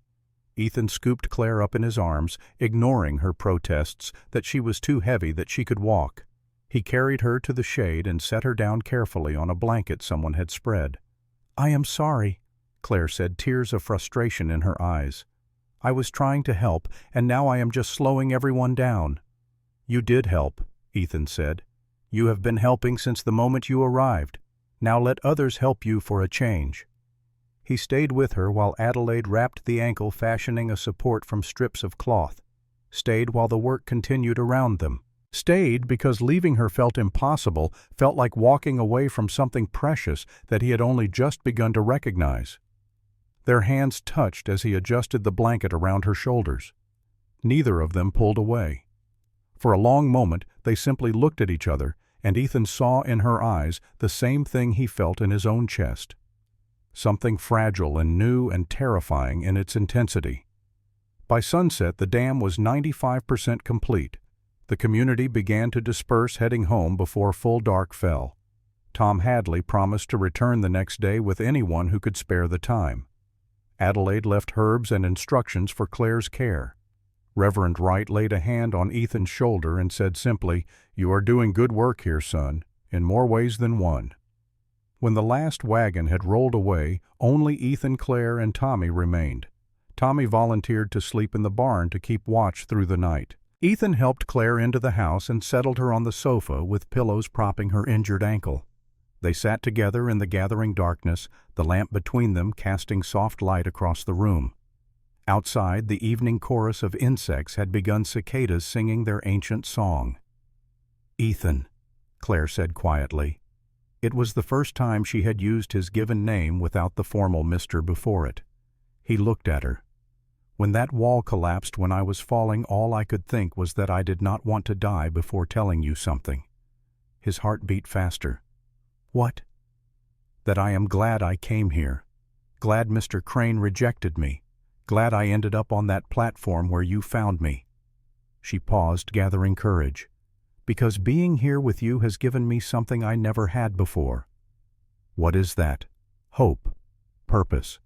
A reason to wake up in the morning that is not just about surviving, but about living." Her eyes met his. "You gave me that. This place, this impossible situation, this dying ranch in the middle of a drought. You made it feel like home." Ethan moved from his chair to sit beside her on the sofa, careful not to jostle her ankle. "When I saw that wall collapse," he said, his voice rough with emotion, "when I thought you might be hurt, or worse, I felt something I have not felt in 3 years. What? Fear. Real fear. Not for myself, but for you, because somewhere along the way you stopped being just the housekeeper. You stopped being the woman I helped out of charity." He took her hand in his. "You became the reason I keep going. Every morning when I wake up there is a reason to get out of bed that has nothing to do with obligation and everything to do with hope." "Ethan," her voice was barely a whisper, "I know it is too soon. I know I have no right to ask anything of you. You came here for a job, not for a broken man with more grief than sense. But I need you to know, need you to understand that you matter, to me, more than I thought anyone could matter again." Claire's free hand came up to touch his face, her palm warm against his cheek. "It is not too soon, and you are not broken. You are healing. We both are." They sat like that for a long moment, close enough to feel each other breathing, close enough that it would take almost nothing to close the distance and kiss. But Ethan held back some part of him, still afraid, still certain that if he reached for this happiness, it would be snatched away like everything else he had ever loved. Tommy's voice from outside shattered the moment. "Mr. Carter, the sky." They looked toward the western window, and Ethan's breath caught. The entire horizon was black with clouds. Not the wispy promises of previous weeks, but massive thunderheads piled high into the atmosphere, their tops lit by constant flashes of lightning. This was not a false alarm. This was the storm they had been waiting for. And the dam was not quite finished. Ethan ran outside, Claire hobbling after him despite the pain in her ankle. The wind had already picked up hot and fierce, carrying the smell of rain. Real rain. Coming fast. "We need to finish the spillway," Ethan said, his mind racing. "If the water comes too fast and the spillway cannot handle it, the whole dam will wash out." "Then we finish it," Tommy said. "Tonight. Whatever it takes." They worked through the night by lamplight and lightning flash. Ethan and Tommy in the cold, rushing water that began to flow even before the main storm arrived, placing stones with numbed fingers, packing clay between the gaps. Claire watched from the bank, unable to help physically, but calling encouragement, bringing coffee when their strength flagged. The rain started as a drizzle around midnight. Within 20 minutes, it was a deluge.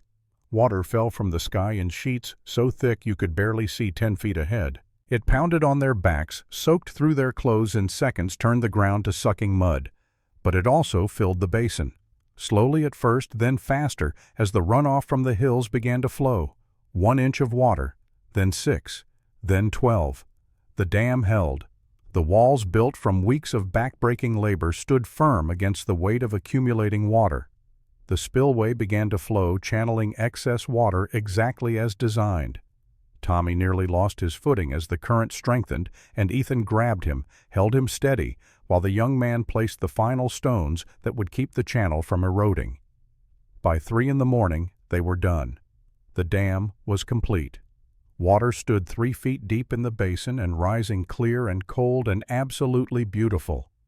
The spillway handled the overflow perfectly, carrying it away in a controlled stream rather than the destructive flood it could have been. Ethan stood in the rain, exhausted beyond words, and felt something break open inside his chest. Not grief this time, something else, something that might have been joy. He tilted his face to the sky and let the rain wash over him, let it clean away months of dust and despair and doubt. "We did it!" Tommy shouted over the roar of the storm. "By God, we did it!" They stood together, 3 people who had become more than employer and employees, more than strangers thrown together by circumstance. Family, perhaps, or the beginning of one. The storm raged through the night and into the next day. When it finally passed, leaving behind a sky washed clean and air that smelled of possibility, the basin held 4 feet of water.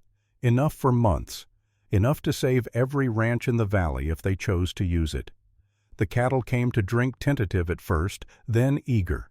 18 skeletal animals wading into the shallows, lowering their heads to water that tasted of rain and redemption. Ethan was standing at the dam's edge, surveying what they had built, when he heard a horse approaching. He turned to see Warren Blackwell riding toward him.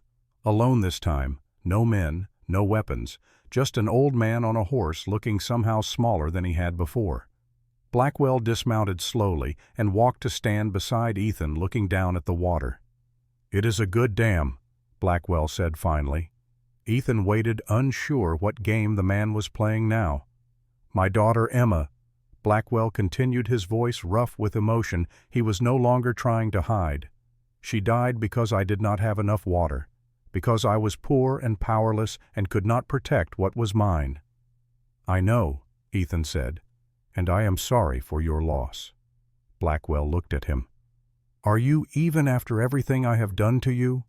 I know what it is like to lose a child, would not wish that on anyone.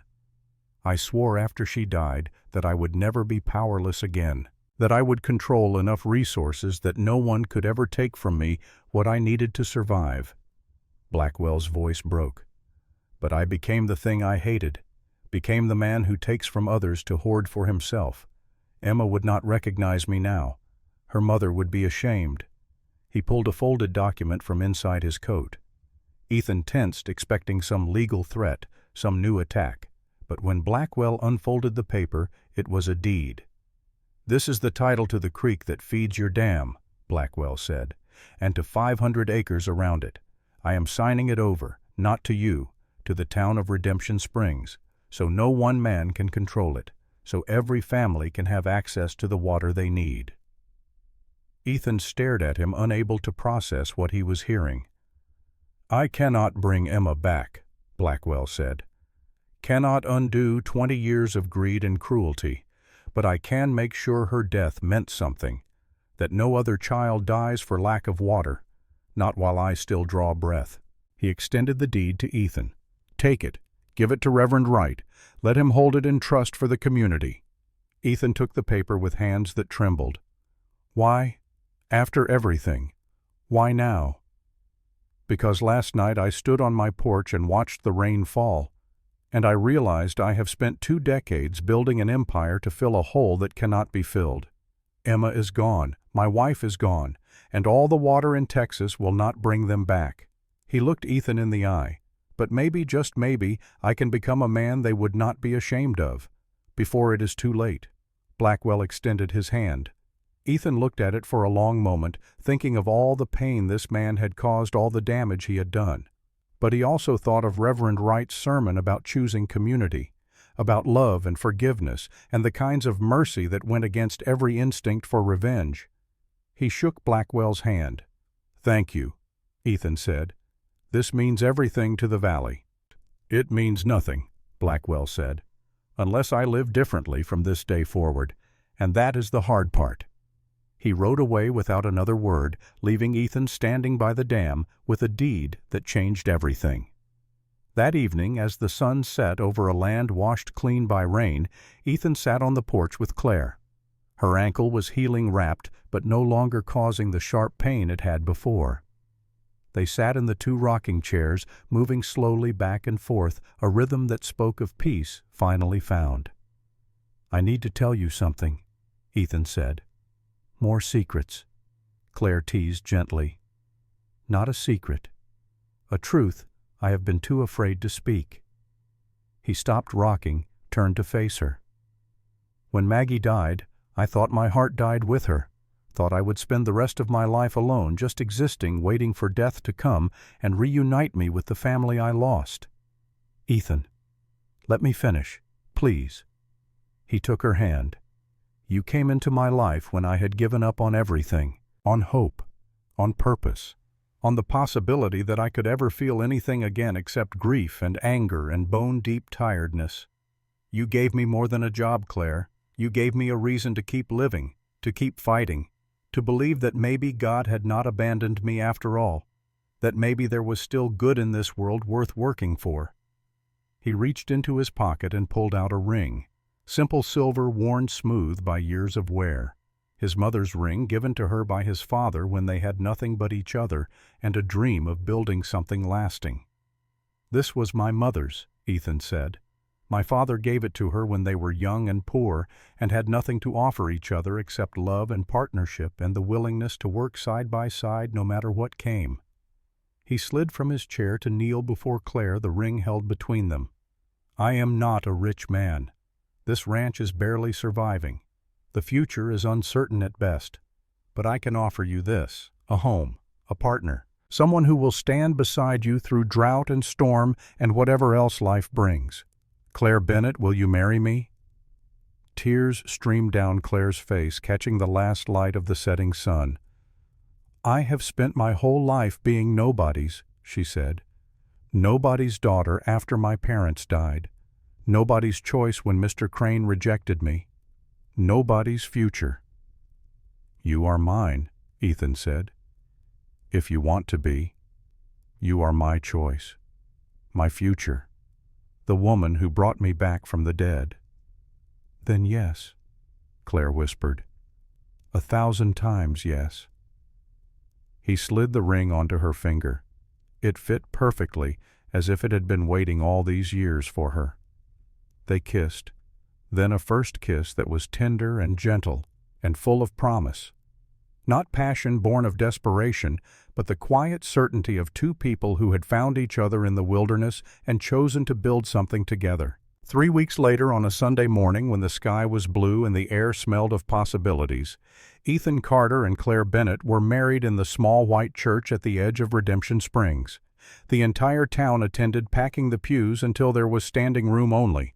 Claire wore a dress made by Adelaide Cooper, and the other women of the valley simple white cotton with lace at the collar and cuffs. Ethan wore his best suit brushed clean and pressed for the occasion. Tommy Hayes stood beside him as best man, proud in new clothes bought with his first honest wages in months. Reverend Wright performed the ceremony, his voice strong despite his age. "Dearly beloved, we are gathered here in the sight of God and this community to join Ethan and Claire in holy matrimony." The vows were traditional, spoken with voices that shook with emotion but never faltered. "I, Ethan, take you, Claire, to be my wedded wife, to have and to hold from this day forward, for better or worse, for richer or poorer, in sickness and in health, to love and to cherish, till death do us part. I, Claire, take you, Ethan, to be my wedded husband, to have and to hold from this day forward for better or worse, for richer or poorer in sickness and in health, to love and to cherish till death do us part. Ethan slipped his mother's ring onto Claire's finger for the second time this time, before God and community and the law. Claire gave him a simple gold band she had bought with her savings, a symbol that they were bound together now in every way that mattered. I now pronounce you husband and wife. Wright said, his eyes bright with tears of joy. You may kiss your bride. And Ethan did in front of everyone, a kiss that spoke of new beginnings and second chances, and the stubborn persistence of hope even in the hardest soil. The reception was held in the churchyard, a potluck feast that brought out the best of what the valley could offer. Music played fiddle and guitar, creating melodies that made feet tap and hearts lift. Children ran between the tables, laughing and playing games that had been passed down through generations. Old folks sat in the shade sharing stories and wisdom accumulated over hard years. Tommy played fiddle the bow, dancing across the strings with skill Ethan had not known the young man possessed. His mother Martha sat in a chair of honor, thin and frail, but smiling, her son's music filling her with pride. Adelaide Cooper cried into her handkerchief and pretended it was allergies. Henry Cooper gave a toast that made everyone laugh and several people cry. Tom Hadley presented them with a hand-carved headboard for their bed, the wood sanded smooth and oiled to a warm glow. As the sun set and the party began to wind down, Ethan and Claire stood together watching their community celebrate. People who had become friends, strangers who had become family, a valley learning to survive together rather than die alone. "Are you happy?" Ethan asked. "Happier than I ever thought possible," Claire said. "You, more than I deserve." "You deserve every good thing," she said firmly. "And I plan to spend the rest of my life making sure you know that." 1 year later, on a September evening when the air had finally begun to cool and the oppressive heat of summer was breaking, at last Ethan Carter stood on his porch watching the sun set over a land transformed. The ranch had been restored. Fresh paint covered the house bright white with green trim. The barn stood straight and strong, its roof repaired and reinforced. The chicken coop held 24 healthy birds. The garden flourished with vegetables Claire tended every morning, watered from the basin that still held more than enough despite months without significant rain. 40 cattle grazed in pastures that had turned green again. Not lush, but alive, growing. The windmill turned steadily in the evening breeze, pumping water from a well that had recovered its depth and sweetness. But the biggest change was not in the land. It was in the house. Claire sat in one of the porch rockers, 7 months pregnant with their child, sewing baby clothes from cloth Adelaide had helped her choose. Her hands, once raw with blisters, were still work-roughened, but capable, creating small garments with care and love. Tommy Hayes lived in the bunkhouse now, a permanent fixture on the ranch. He worked hard, learned fast, and had become like the son Ethan thought he would never have again. In the evenings, Ethan taught him carpentry in the workshop they had built behind the house. Together they had made furniture for the nursery, a cradle, and a small chest of drawers, each piece crafted with the kind of attention that turned wood into something precious. The three of them had become a family bound not by blood, but by choice, and shared struggle, and the determination to build something good from the ruins of loss. As the sun touched the horizon, painting the sky in shades of gold and red and purple, Ethan and Claire walked together to the hill where 2 crosses still stood. They went there often, not every day, but regularly. Ethan needed Maggie and Ben to know they had not been forgotten, needed to tell them about his life now, about Claire and the baby, coming about all the ways he was learning to live again. They stood before the crosses in the fading light. Ethan placed wildflowers at the base of each, picked from the meadow that had started to recover.